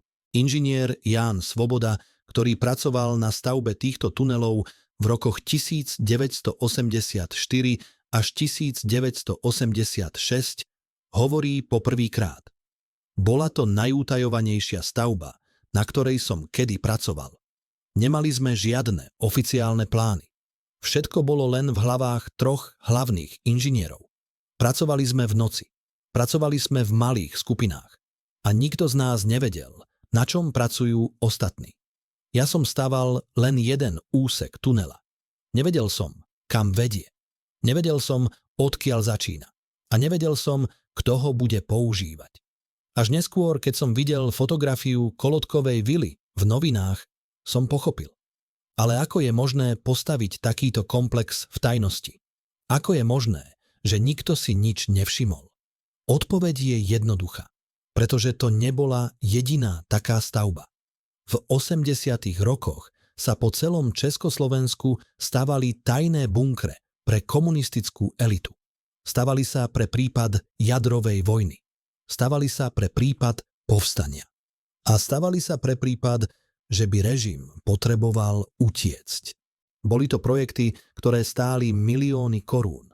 Milióny korún, ktoré mali byť použité na školy, nemocnice, cesty. Ale namiesto toho boli použité na ochranu tých, ktorí krajinu ničili. Tunel, na ktorom som pracoval, bol dlhý približne 2 kilometre. Pokračuje Svoboda. Začínal pod vilou a viedol smerom k lesu. Tam sa rozvetvoval. Jedna vetva viedla k malému letisku, ktoré bolo tiež tajné. Druhá vetva viedla k rieke, kde bola pripravená loď. A tretia vetva viedla k bunkru, ktorý bol vybavený ako malý byt. Mal tam postele, zásoby jedla, vodu, elektrinu. Všetko, čo by rodina potrebovala na prežitie. Ale prečo 3 rôzne únikové cesty? Prečo taká paranoja? Odpoveď je jednoduchá. Peter Kolodka sa bál. Bál sa povstania. Bál sa atentátu. Bál sa, že jedného dňa prídu ľudia a budú ho chcieť zabiť. A chcel mať istotu, že unikne, že prežije, že sa dostane do bezpečia. A práve preto investoval milióny korún do týchto tunelov, do týchto bunkrov, do tejto paranoje, ale najšokujúcejšie nie je existencia týchto tunelov. Najšokujúcejšie je, čo sa v nich nachádzalo. Bývalý člen ochranky, ktorý mal prístup do týchto priestorov, spomína. Prvýkrát som tam zostúpil v auguste 1989. Kolodka ma poslal skontrolovať, či je všetko pripravené. Zostúpil som po schodoch, ktoré boli ukryté za falošnou stenou v pivnici. Schodov bolo asi 50. A potom som sa ocitol v tuneli. Bol to široký tunel, asi 3 metre široký a 2,5 metra vysoký. Steny boli betónové. Podlaha bola pokrytá kobercom. A na stenách viseli obrazy. Obrazy, ktoré boli ukradnuté z múzeí. Obrazy, ktoré mali hodnotu miliónov korún. Prečo tam boli obrazy? Prečo Peter Kolodka ukrýval ukradnuté umenie v tajnom tuneli? Odpoveď je jednoduchá. Pretože to bola jeho poistka. Jeho záloha. Jeho spôsob, ako si zabezpečiť budúcnosť. Ak by musel utiecť, ak by stratil všetko, tieto obrazy by mu umožnili začať nový život. Mohol by ich predať. Mohol by za ne získať peniaze. Mohol by si kúpiť novú identitu, novú krajinu, nový život. Ale obrazy neboli jediné, čo tam bolo, pokračuje strážca. Boli tam aj kufre. Veľké kovové kufre. Otvoril som jeden z nich. Bol plný peňazí, amerických dolárov, nemeckých mariek, švajčiarskych frankov. Bolo tam toľko peňazí, že som ich nemohol ani spočítať. A bolo tam asi 10 takýchto kufrov. To znamená milióny. Desiatky miliónov. Možno stovky miliónov. Všetko ukradnuté od ľudu. Všetko pripravené na útek. Ale Peter Kolodka nebol jediný, kto mal prístup do týchto tunelov. Mala ho aj jeho manželka Anna. A práve ona bola tá, ktorá kontrolovala tieto priestory v posledných dňoch režimu. Každú noc zostupovala do tunelov. Každú noc kontrolovala zásoby. Každú noc sa uisťovala, že všetko je pripravené. Pretože vedela, že koniec je blízko. Vedela, že budú musieť utiecť. A chcela mať istotu, že budú pripravení. Videl som ju tam niekoľkokrát, spomína strážca. Bola tam vždy sama. Nikdy si nebrala nikoho so sebou. Chodila od miestnosti k miestnosti. Kontrolovala kufre. Kontrolovala zásoby jedla. Kontrolovala komunikačné zariadenia. A vždy, keď odchádzala, zamykala za sebou všetky dvere. Mala kľúče, ktoré mal len ona a Kolotka. Nikto iný nemal prístup. Ale čo sa stalo s týmito tunelmi po páde režimu? Čo sa stalo s peniazmi? Čo sa stalo s obrazmi? Odpoveď je šokujúca. Nikto nevie.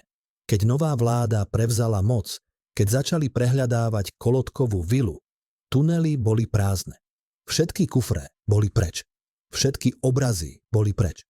Všetko, čo tam bolo, zmizlo. Ako by to tam nikdy nebolo. Niekto to tam vyčistil, hovorí bývalý vyšetrovateľ, ktorý sa podieľal na prehľadávaní vily. Niekto tam zostúpil a odniesol všetko. Muselo to byť v noci z 23. na 24. november. V noci, keď už bolo jasné, že režim padne. Niekto vedel, že má posledný čas a využil ho. Kto to bol? Bol to Peter Kolotka? Bola to Anna? Alebo niekto úplne iný? Niekto z vnútorného kruhu, kto vedel o tuneloch a rozhodol sa využiť chaos na vlastné obohatenie? Odpoveď na túto otázku nepoznáme. Ale vieme jedno. Niekde tam vonku sú milióny korún ukradnuté od slovenského ľudu. Niekde tam vonku sú obrazy, ktoré patria do múzeí. A niekde tam vonku je niekto, kto vie, kde to všetko je. Niekto, kto žije v luxuse, na peniaze, ktoré mu nepatria. Inžinier Svoboda má svoju teóriu. Myslím si, že to bola Anna.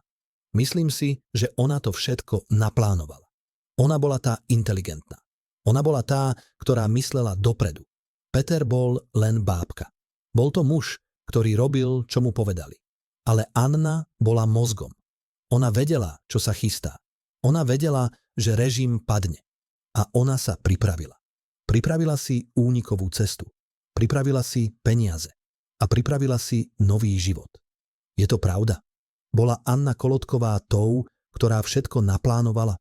Bola tou, ktorá odniesla peniaze a obrazy?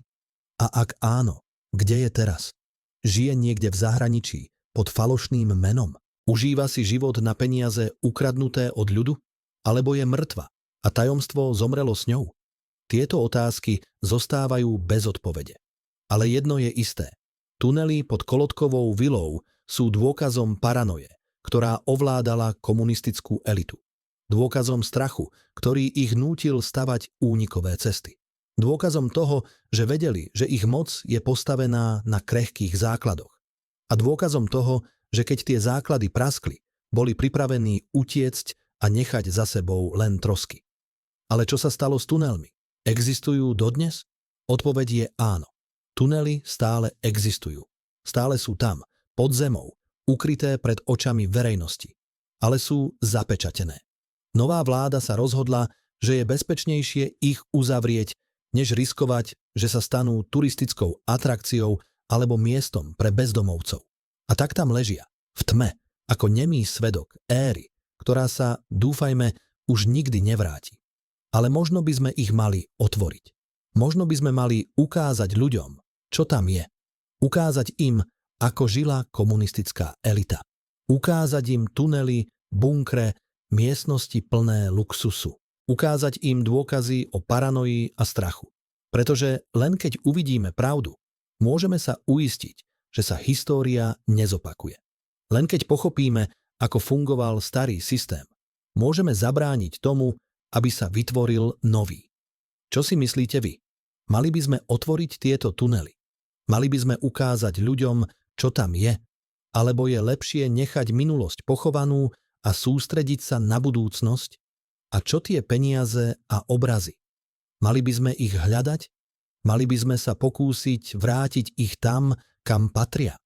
Alebo je už príliš neskoro a mali by sme sa zmieriť s tým, že niektoré zločiny zostanú nepotrestané?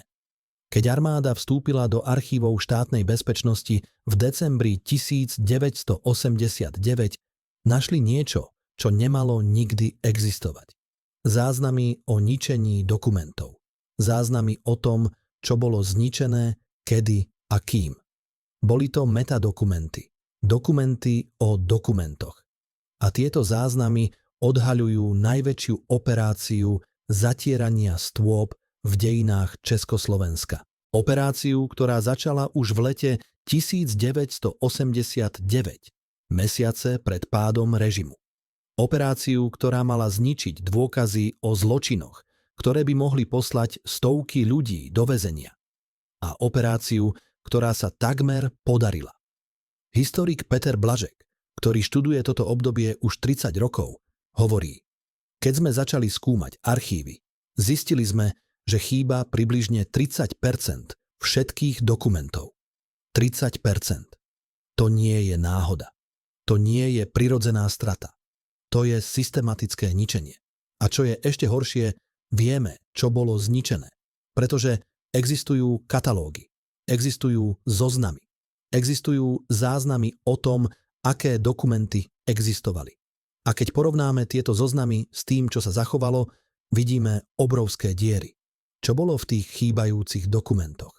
Čo bolo také dôležité, že to muselo byť zničené? Podľa Blažeka išlo o 3 kategórie dokumentov. Prvá kategória – finančné záznamy. Záznamy o tom, kam išli peniaze. Záznamy o tajných účtoch. Záznamy o korupcii na najvyšších miestach. Tieto dokumenty by ukázali, koľko peňazí bolo ukradnutých, hovorí Blažek. Ukázali by presné sumy, presné mená, presné dátumy.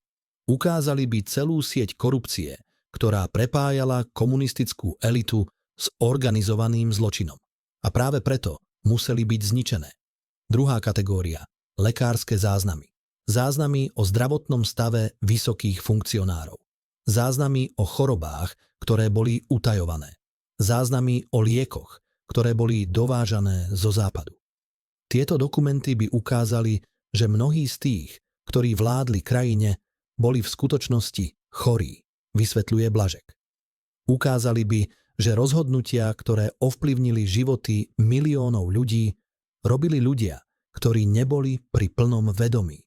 A práve preto museli byť zničené. A tretia kategória – operačné záznamy.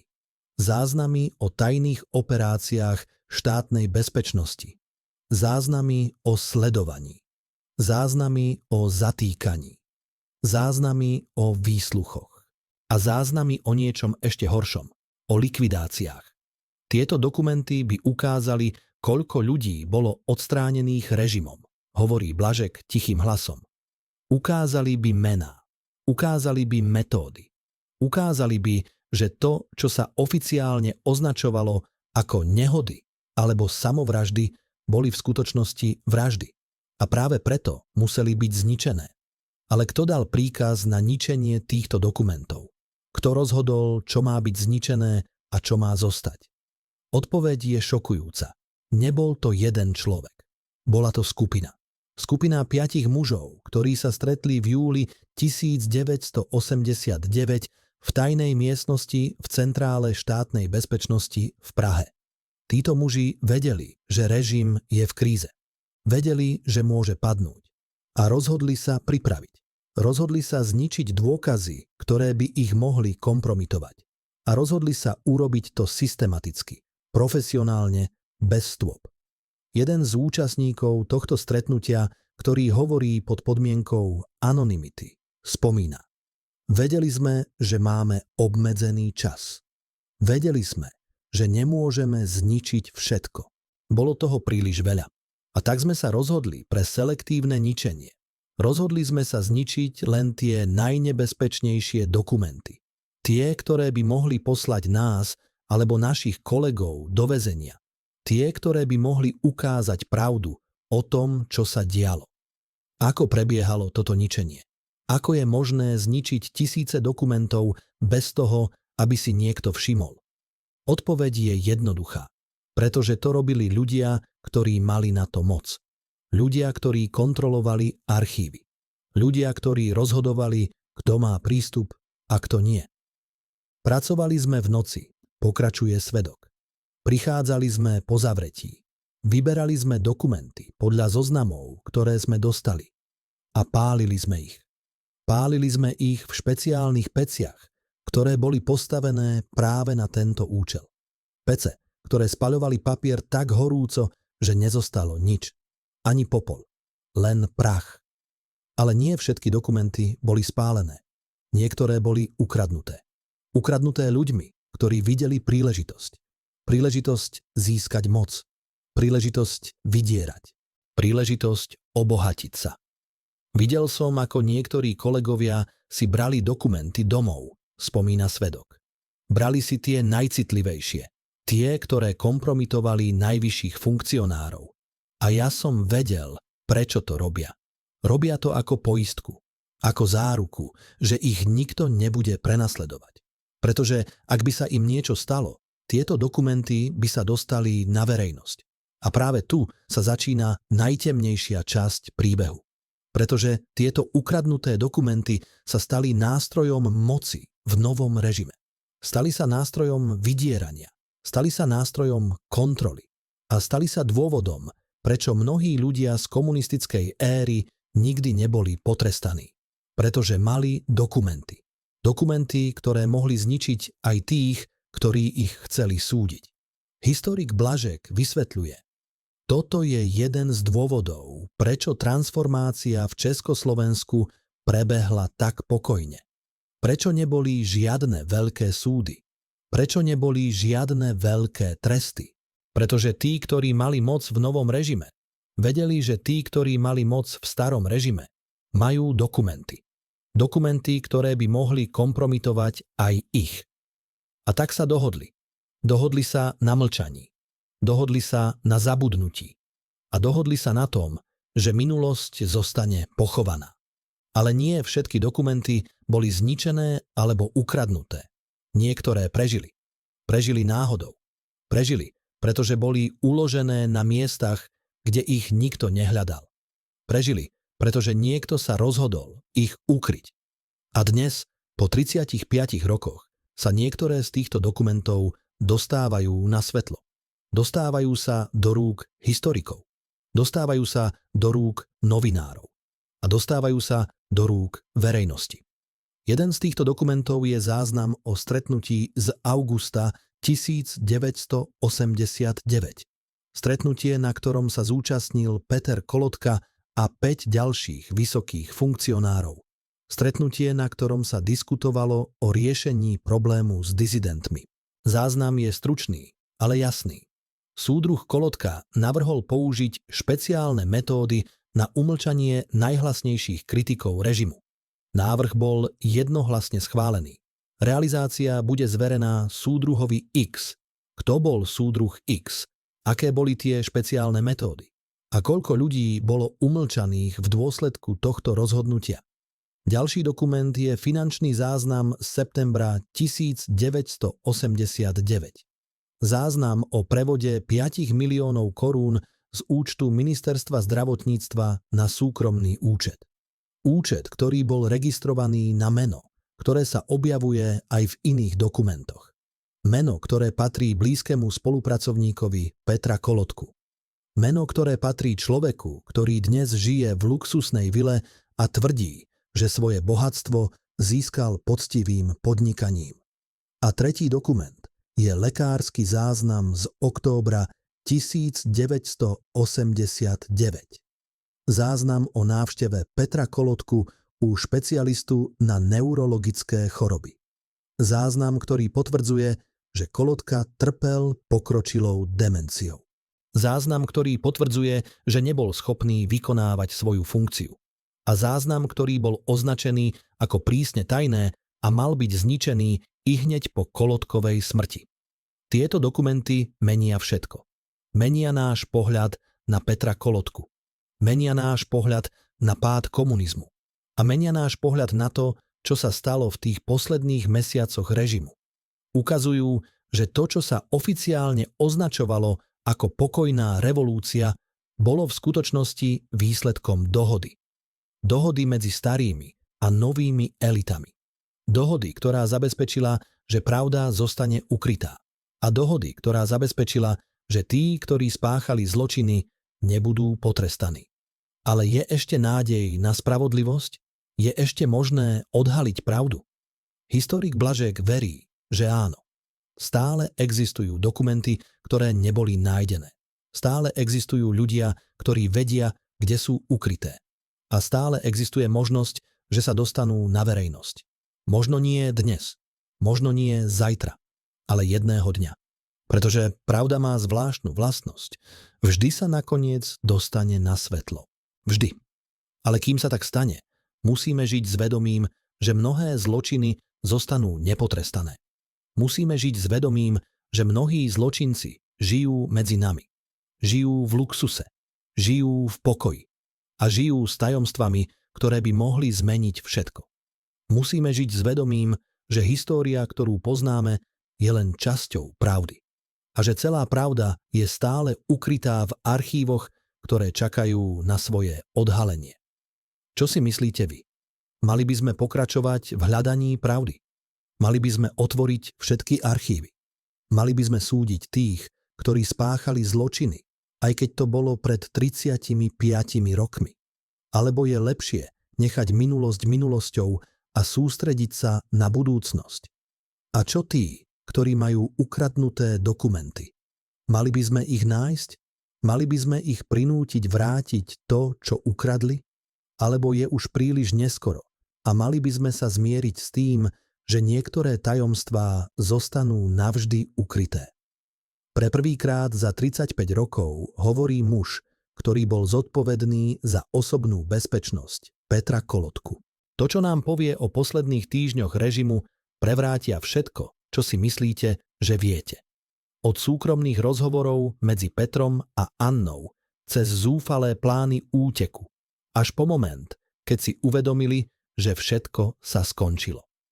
Exkluzívne svedectvo, ktoré vás pripúta k obrazovke až do poslednej sekundy. Tento muž videl veci, o ktorých sa nikdy nemalo hovoriť. Videl, ako sa maska dokonalého funkcionára rozpadla na kúsky. Videl, ako sa z arogantného diktátora stal vystrašený starec, ktorý plakal v kúte svojej pracovne. A videl aj to posledné, ako Anna Kolotková balila kufre plné šperkov, zatiaľ čo jej manžel sedel pri okne a díval sa na prázdnu ulicu, ako by čakal na niekoho, kto už nikdy nepríde. Volá sa Vladimír Horvát a bol veliteľom nočnej zmeny osobnej stráže od roku 1987. 3 roky stál pri dverách spálne Kolotkovcov. 3 roky počúval ich hádky, ich plány, ich strachy. A 3 roky mlčal, pretože vedel, že jedno slovo navyše by znamenalo koniec. Nie len koniec kariéry, koniec všetkého. Prvýkrát som pochopil, že niečo je vážne zle. V októbri 1989 začína Horvát svoje rozprávanie. Kolotka prestal spávať. Celé noci chodil po dome. Počul som jeho kroky. Počul som, ako otvára a zatvára dvere. Počul som, ako sa díva z okien. Ako by hľadal niekoho. Ako by čakal na niekoho. Ale nikto neprichádzal. Čo hľadal Peter Kolotka v tých nočných hodinách? Na koho čakal? Podľa Horváta čakal na správu z Moskvy. Čakal na potvrdenie, že Sovietsky zväz ho ochráni. Čakal na uistenie, že jeho moc je stále pevná. Ale správa nikdy neprišla. Telefón nezvonil. A Peter Kolotka zostal sám so svojím strachom. Videl som, ako sa mení, pokračuje Horvát. Predtým bol sebavedomý, arogantný, istý si. Teraz bol nervózny, podozrievavý, vystrašený. Začal sa pýtať divné otázky. Pýtal sa ma, či som lojálny. Pýtal sa ma, či by som ho ochránil, keby prišli. Pýtal sa ma, či by som zomrel za neho. A ja som nevedel, čo odpovedať. Ale Peter Kolotka nebol jediný, kto sa menil. Menila sa aj Anna. Žena, ktorá bola vždy v pozadí, zrazu začala preberať kontrolu. Začala rozhodovať. Začala dávať príkazy. A začala sa pripravovať na to, čo vedela, že príde. Anna bola silnejšia než Peter, hovorí Horvát. Ona neplakala. Ona nepanikovala. Ona konala. Videl som ju, ako kontroluje účty. Videl som ju, ako telefónuje do zahraničia. Videl som ju, ako balí cennosti do kufrov. A videl som ju, ako sa díva na svojho manžela s pohľadom, v ktorom nebola láska. Bol tam len chlad, len výpočet, len prežitie.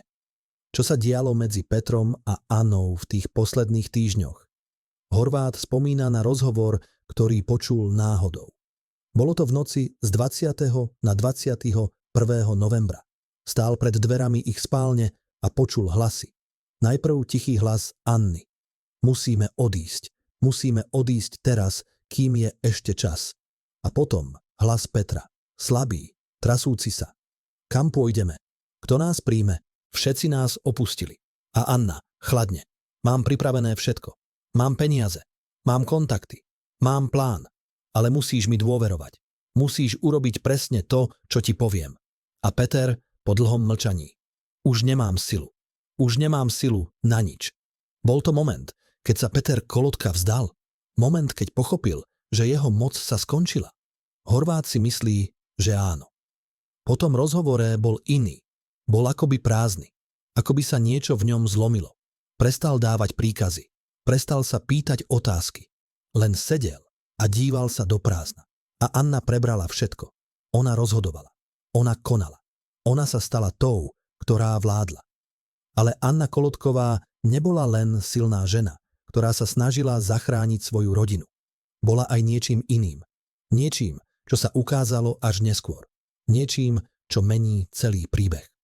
Zistil som to až po páde režimu, hovorí Horváth. Zistil som, že Anna mala svoje vlastné kontakty, svoje vlastné účty, svoje vlastné plány. Plány, o ktorých Peter nevedel. Plány, ktoré zahrňali jeho obetovanie.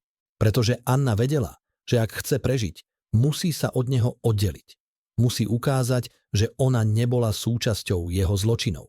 Že ona bola len manželka, ktorá nevedela, čo sa deje. Je to pravda? Zradila Anna svojho manžela. Obetovala ho, aby zachránila seba. Horváth verí, že áno. A má na to dôkazy. Našiel som dokument, hovorí. Dokument, ktorý ukazuje, že Anna kontaktovala Nové hnutie už v októbri 1989. Kontaktovala ich a ponúkla im informácie. Informácie o Petrovi. Informácie o jeho účtoch. Informácie o jeho zločinoch. Výmenou za ochranu. Výmenou za prísľub, že ju nebudú prenasledovať. A oni súhlasili. Ak je to pravda, potom Anna Kolotková nebola len silná žena. Bola zradkyňa. Žena, ktorá predala svojho manžela, aby si zachránila vlastnú kožu. Žena, ktorá žila s ním 30 rokov, ktorá zdieľala jeho postele, ktorá vychovala jeho deti a potom ho opustila v jeho najtemnejšej hodine. Ale možno to nebola zrada. Možno to bola len sebazáchova. Možno Anna pochopila, že Peter je stratený, že jeho cesta vedie len k pádu a rozhodla sa, že nepôjde s ním. Posledný raz som videl Petra Kolotku 24. novembra ráno, spomína Horváth. Sedel vo svojej pracovni. Pred ním boli dokumenty, ale nečítal ich. Len sa na ne díval. A potom sa pozrel na mňa a povedal: Vladimír, myslíš, že ma budú súdiť? A ja som nevedel, čo odpovedať. A tak som len povedal: neviem, súdruh premiér. A on sa zasmial. Zasmial sa tak smutne, že mi to zlomilo srdce. A povedal: samozrejme, že ma budú súdiť.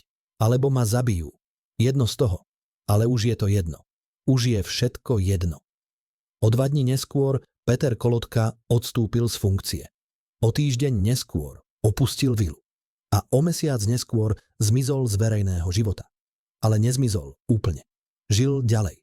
Žil v tichosti, v malom dome na okraji Bratislavy. Žil sám, pretože Anna ho opustila. Opustila ho a odišla do zahraničia, kde žila pod novým menom, s novými peniazmi, s novým životom. A Peter zostal sám. Sám so svojimi spomienkami. Sám so svojimi zločinmi. Sám so svojím žiaľom. Videl som ho ešte raz, hovorí Horváth. Bolo to v roku 1995. Stretol som ho náhodou na ulici. Bol starý, chorý, zlomený. Nepoznal ma. Alebo sa tváril, že ma nepozná. Len prešiel popri mne a šiel ďalej. A ja som sa otočil a díval sa za ním. A uvedomil som si, toto je koniec. Toto je koniec muža, ktorý kedysi vládol krajine. Muž, ktorý mal všetko a teraz nemá nič. Ale príbeh Petra Kolotku sa nekončí jeho smrťou. Končí sa otázkou, zaslúžil si tento koniec? Zaslúžil si žiť v tichosti, bez trestu, bez súdu? Alebo mal byť nútený čeliť následkom svojich činov? Mal byť súdený za svoje zločiny? Mal byť nútený vrátiť peniaze, ktoré ukradol? Mal byť nútený ospravedlniť sa ľuďom, ktorých zranil? Alebo je niekedy mlčanie a zabudnutie horšie než akýkoľvek trest? Čo si myslíte vy? Bol Peter Kolotka obeť systému, ktorý ho vytvoril? Alebo bol zločinec, ktorý využil systém na vlastné obohatenie? A čo Anna? Bola hrdinka, ktorá sa zachránila? Alebo zradkyňa, ktorá opustila svojho manžela v jeho najtemnejšej hodine? V osobnom sejfe Petra Kolotku, ktorý bol otvorený až v roku 2005, sa našiel zoznam napísaný jeho vlastnou rukou. Nebol to nákupný zoznam. Bol to zoznam popravy. 15 mien generálov a blízkych spolupracovníkov, ktorí mali byť odstránení po sviatkoch. Tento kúsok papiera vysvetľuje všetko. Keď generáli videli tento zoznam, pochopili. Buď on, alebo my. Bola ich zrada aktom hrdinstva, alebo len zúfalým bojom o prežitie? Tento dokument, ktorý bol ukrytý 30 rokov, odhaľuje najtemnejšiu stránku Petra Kolotku. Stránku, ktorá ukazuje, že nebol len zločincom. Bol aj vrahom. Vrahom, ktorý plánoval likvidáciu tých, ktorí mu boli najbližšie. Vrahom, ktorý veril, že jedinou cestou, ako si udržať moc, je strach. Strach z toho, že každý, kto sa postaví proti nemu, skončí mŕtvy. Generál Ján Kováč, ktorý bol jedným z mien na tomto zozname, hovorí poprvýkrát. Dozvedel som sa o tom zozname 23. novembra večer. Zavolal mi kolega, ktorý mal prístup do Kolotkovho sejfu. Povedal mi, Ján, musíš utiecť, si na zozname. Všetci sme na zozname. A ja som najprv neveril. Myslel som si, že je to nejaká chyba. Ale potom mi poslal fotokópiu. A keď som videl svoje meno, napísané Kolotkovovou rukou, pochopil som. Pochopil som, že muž, ktorému som slúžil 20 rokov, ma chce zabiť. Prečo Peter Kolotka vytvoril tento zoznam? Prečo sa rozhodol zabiť svojich najbližších spolupracovníkov? Odpoveď je jednoduchá. Paranoja. Paranoja, ktorá ho ovládla v posledných mesiacoch jeho vlády. Paranoja, ktorá ho presvedčila, že všetci sú proti nemu. Že všetci ho chcú zradiť. Že všetci čakajú na príležitosť, aby ho zvrhli. A práve preto sa rozhodol konať. Rozhodol sa ich odstrániť skôr, než oni odstránia jeho. Kolotka bol chorý, hovorí psychiater, ktorý ho vyšetroval v roku 1988. Trpel paranojou. Videl nepriateľov všade. Videl sprisahania, ktoré neexistovali. A veril, že jediný spôsob, ako sa ochrániť, je útok. Útok na všetkých, ktorí by mu mohli ublížiť. Aj keby to boli jeho najbližší priatelia. Ale zoznam nebol len produktom chorej mysle. Bol aj produktom systému. Systému, ktorý bol postavený na strachu. Systému, ktorý učil, že jediný spôsob, ako si udržať moc, je eliminácia konkurencie.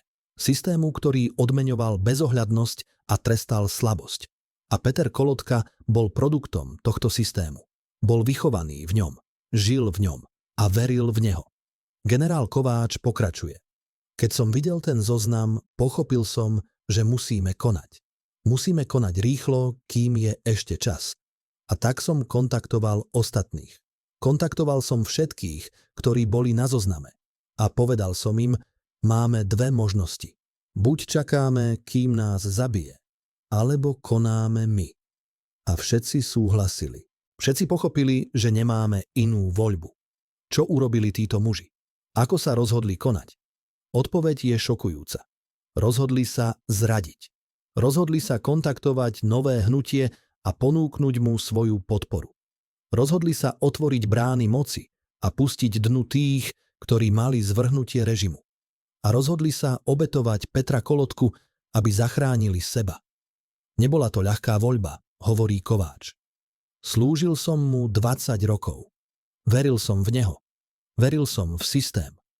Ale keď som videl ten zoznam, keď som pochopil, že ma chce zabiť, všetko sa zmenilo. Pochopil som, že systém je chorý, že vodca je chorý a že jediný spôsob, ako prežiť, je zrada. Ale bola to naozaj zrada? Alebo to bola sebazáchova? Alebo to bol akt hrdinstva? Títo muži sa rozhodli postaviť proti diktátorovi. Rozhodli sa riskovať svoje životy, aby zastavili vraždy. Rozhodli sa konať, aj keď to znamenalo zradu všetkého, čomu verili. A možno práve preto sú hrdinami.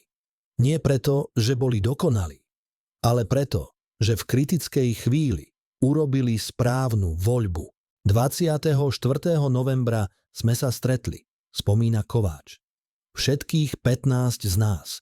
Stretli sme sa v tajnej miestnosti v kasárniach. A rozhodli sme sa. Rozhodli sme sa, že podporíme nové hnutie. Že otvoríme brány. Že umožníme pokojný prechod moci. A že zabránime krviprelievaniu. Nebolo to ľahké rozhodnutie, ale bolo to správne rozhodnutie. Ale čo sa stalo s Petrom Kolotkom, keď sa dozvedel o zrade? Ako reagoval, keď pochopil, že tí, ktorým najviac dôveroval, ho opustili? Jeden z generálov, ktorý bol pri poslednom stretnutí s ním, spomína. Zavolal nás k sebe 25. novembra ráno. Všetkých 15. Mysleli sme si, že nás chce zabiť. Mysleli sme si, že to je koniec. Ale keď sme prišli, bol iný. Nebol nahnevaný. Nebol vystrašený. Bol len smutný. Sedel za stolom a díval sa na nás. A potom povedal, viem, čo ste urobili. Viem, že ste ma zradili. Ale nemôžem vám to vyčítať. Urobil by som to isté na vašom mieste. A potom vstal a odišiel. A to bolo posledné, čo sme od neho počuli. Boli to slová muža, ktorý pochopil pravdu? Alebo slová muža, ktorý sa len pokúšal zachrániť si tvár? Generál Kováč si myslí, že to bolo niečo iné. Myslím si, že v tej chvíli Peter Kolotka konečne pochopil. Pochopil, že systém, ktorý vytvoril, bol postavený na zrade. Že všetci, ktorí v ňom žili, sa naučili zrádzať. A že teraz, keď sa ten systém rúca, zrádzajú aj jeho. Pochopil, že je obeťou vlastného systému. A možno práve preto nás nenávidel. Možno práve preto nám odpustil. Ale príbeh zoznamu sa nekončí s radou generálov. Končí sa otázkou, čo sa stalo s tým zoznamom? Kde je teraz? A kto ho má? Odpoveď je šokujúca. Zoznam stále existuje. Je uložený v archíve, ktorá je prístupná len niekoľkým ľuďom. A títo ľudia ho používajú. Používajú ho ako nástroj moci, ako nástroj vydierania, ako nástroj kontroly. Pretože na tom zozname nie sú len mená generálov. Sú tam aj mená ďalších ľudí.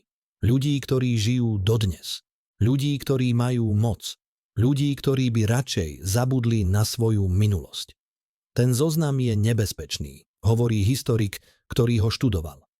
Je nebezpečný, pretože ukazuje, ako fungoval systém. Ukazuje, že vodca neváhal zabiť svojich najbližších spolupracovníkov. Ukazuje, že nikto nebol v bezpečí. A ukazuje, že tí, ktorí prežili, prežili len preto, že zradili skôr, než boli zradení. A práve preto je ten zoznam stále utajovaný. Pretože pravda by bola príliš nebezpečná. Ale možno je čas odhaliť túto pravdu. Možno je čas ukázať ľuďom, ako fungoval systém. Ukázať im, že vodca, ktorý hovoril o lojalite, plánoval vraždy.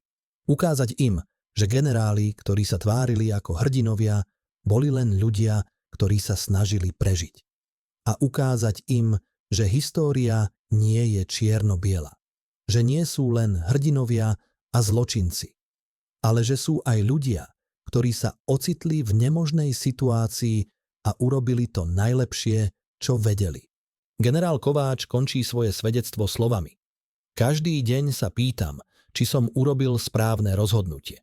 Každý deň sa pýtam, či som bol hrdina alebo zradca. A každý deň prichádzam k inému záveru. Ale viem jedno. Keby som to neurobil, bol by som mŕtvy. A možno by boli mŕtvi aj ďalší. A možno by pád režimu nebol taký pokojný. Možno by bolo krvi prelievanie. A možno by zomreli tisíce ľudí.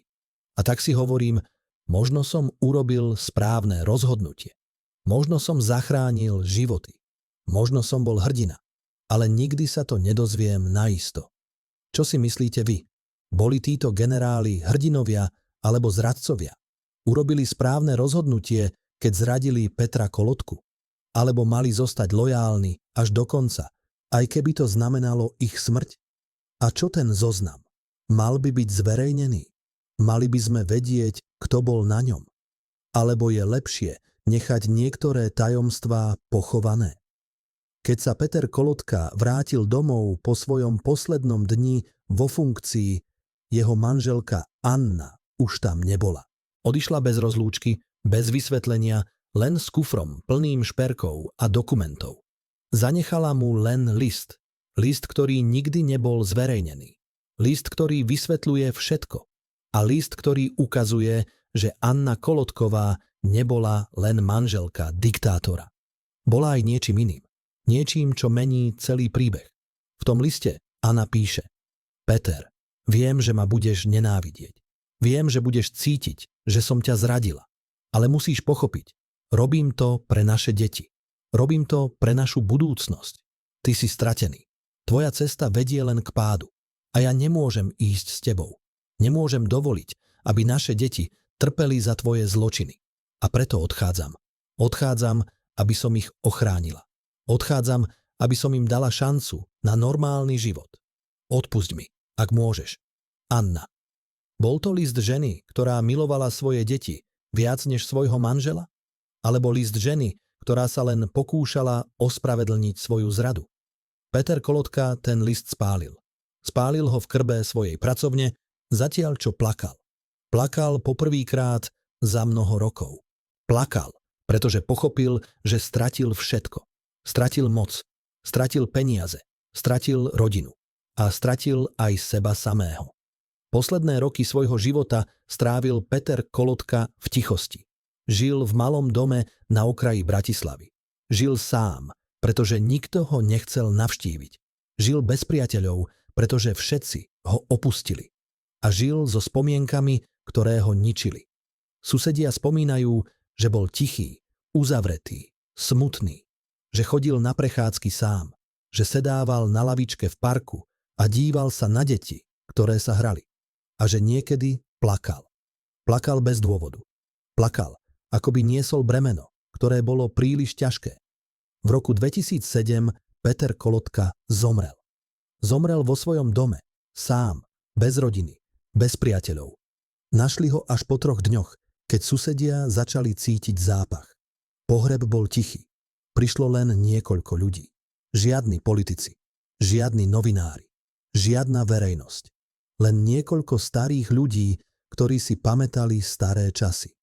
A možno prišli nie preto, že ho milovali, ale preto, že chceli sa uistiť, že je naozaj mŕtvy. Ale smrť Petra Kolotku nie je koniec príbehu. Je to len začiatok otázok. Otázok, ktoré zostávajú bez odpovede. Otázok, ktoré nás prenasledujú dodnes. Prvá otázka. Kde sú peniaze? Kde sú milióny korún, ktoré Peter Kolotka ukradol? Kde sú účty vo Švajčiarsku? Kde sú obrazy, ktoré boli ukryté v tuneloch? Nikto nevie. Anna Kolotková žije dodnes niekde v zahraničí. Žije pod novým menom. Žije v luxuse. A nikdy neodpovedala na otázky o peniazoch. Nikdy nepriznal, že ich má. A nikdy ich nevrátila. Druhá otázka. Kto bol ten tajomný návštevník? Kto bol muž, ktorý prišiel v noci a varoval Petra Kolotku? Bol to agent KGB? Bol to agent CIA? Alebo niekto úplne iný? Nikto nevie. A možno sa to nikdy nedozvieme. Pretože tí, ktorí vedia, mlčia. Mlčia, pretože majú čo skrývať. Mlčia, pretože pravda by bola príliš nebezpečná. A tretia otázka. Bol Peter Kolotka obeť alebo zločinec? Bol muž, ktorý bol zmanipulovaný systémom? Alebo muž, ktorý využil systém na vlastné obohatenie? Bol muž, ktorý veril v komunizmus? Alebo muž, ktorý len hral rolu, pretože to bolo výhodné? Tieto otázky nemajú jednoduchú odpoveď, pretože Peter Kolotka bol oboje. Bol obeťou systému, ktorý ho vytvoril. A bol aj zločincom, ktorý využil tento systém na ničenie životov miliónov ľudí. Ale možno najdôležitejšia otázka je, čo sa môžeme naučiť z jeho príbehu. Čo nám hovorí príbeh Petra Kolotku o moci, o korupcii, o zrade a o ľudskej prirodzenosti? Hovorí nám, že moc korumpuje. Že absolútna moc korumpuje absolútne. Hovorí nám, že systémy postavené na lži a strachu sú odsúdené na zánik. A hovorí nám, že tí, ktorí žijú mečom zahynú. Ale hovorí nám aj niečo iné. Hovorí nám, že história sa môže opakovať. Že ak nezostaneme ostražití, ak nedáme pozor, môže sa znova objaviť niekto ako Peter Kolotka. Niekto, kto bude hovoriť o rovnosti, zatiaľ čo kradne.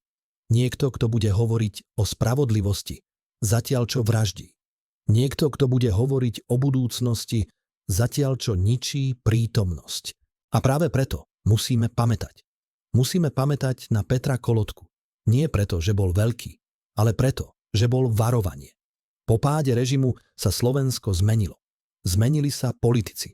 Zmenili sa zákony. Zmenila sa ekonomika. Ale niektoré veci zostali rovnaké. Korupcia stále existuje. Kradnutie stále existuje. A ľudia, ktorí majú moc, stále ju zneužívajú. Možno nie tak otvorene ako Peter Kolotka. Možno nie tak brutálne, ale stále.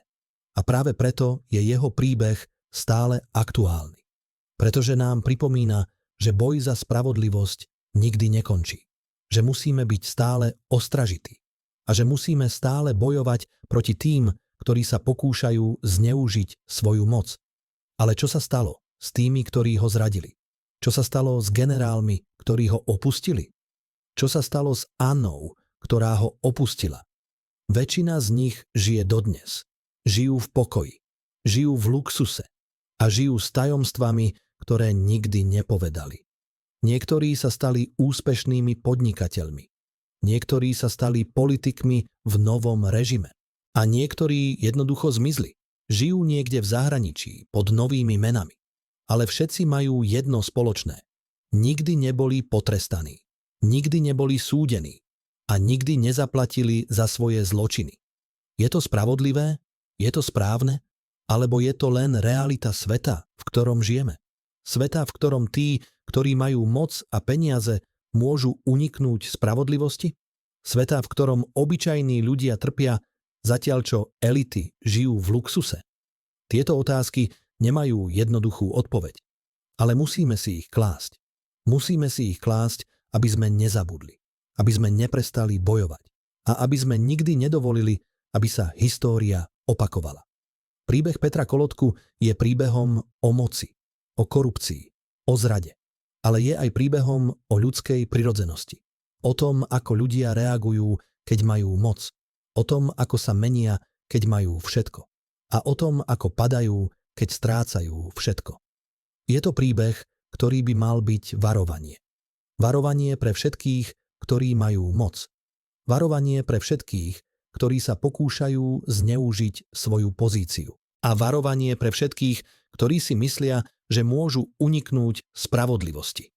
Ale je to aj príbeh o nádeji. O nádeji, že pravda sa nakoniec dostane na svetlo. O nádeji, že spravodlivosť nakoniec zvíťazí. A o nádeji, že ľudia sa naučia z chýb minulosti a nebudú ich opakovať. Možno je to naivná nádej. Možno je to nerealistická nádej. Ale je to nádej, ktorú musíme mať. Pretože bez nádeje niet budúcnosti.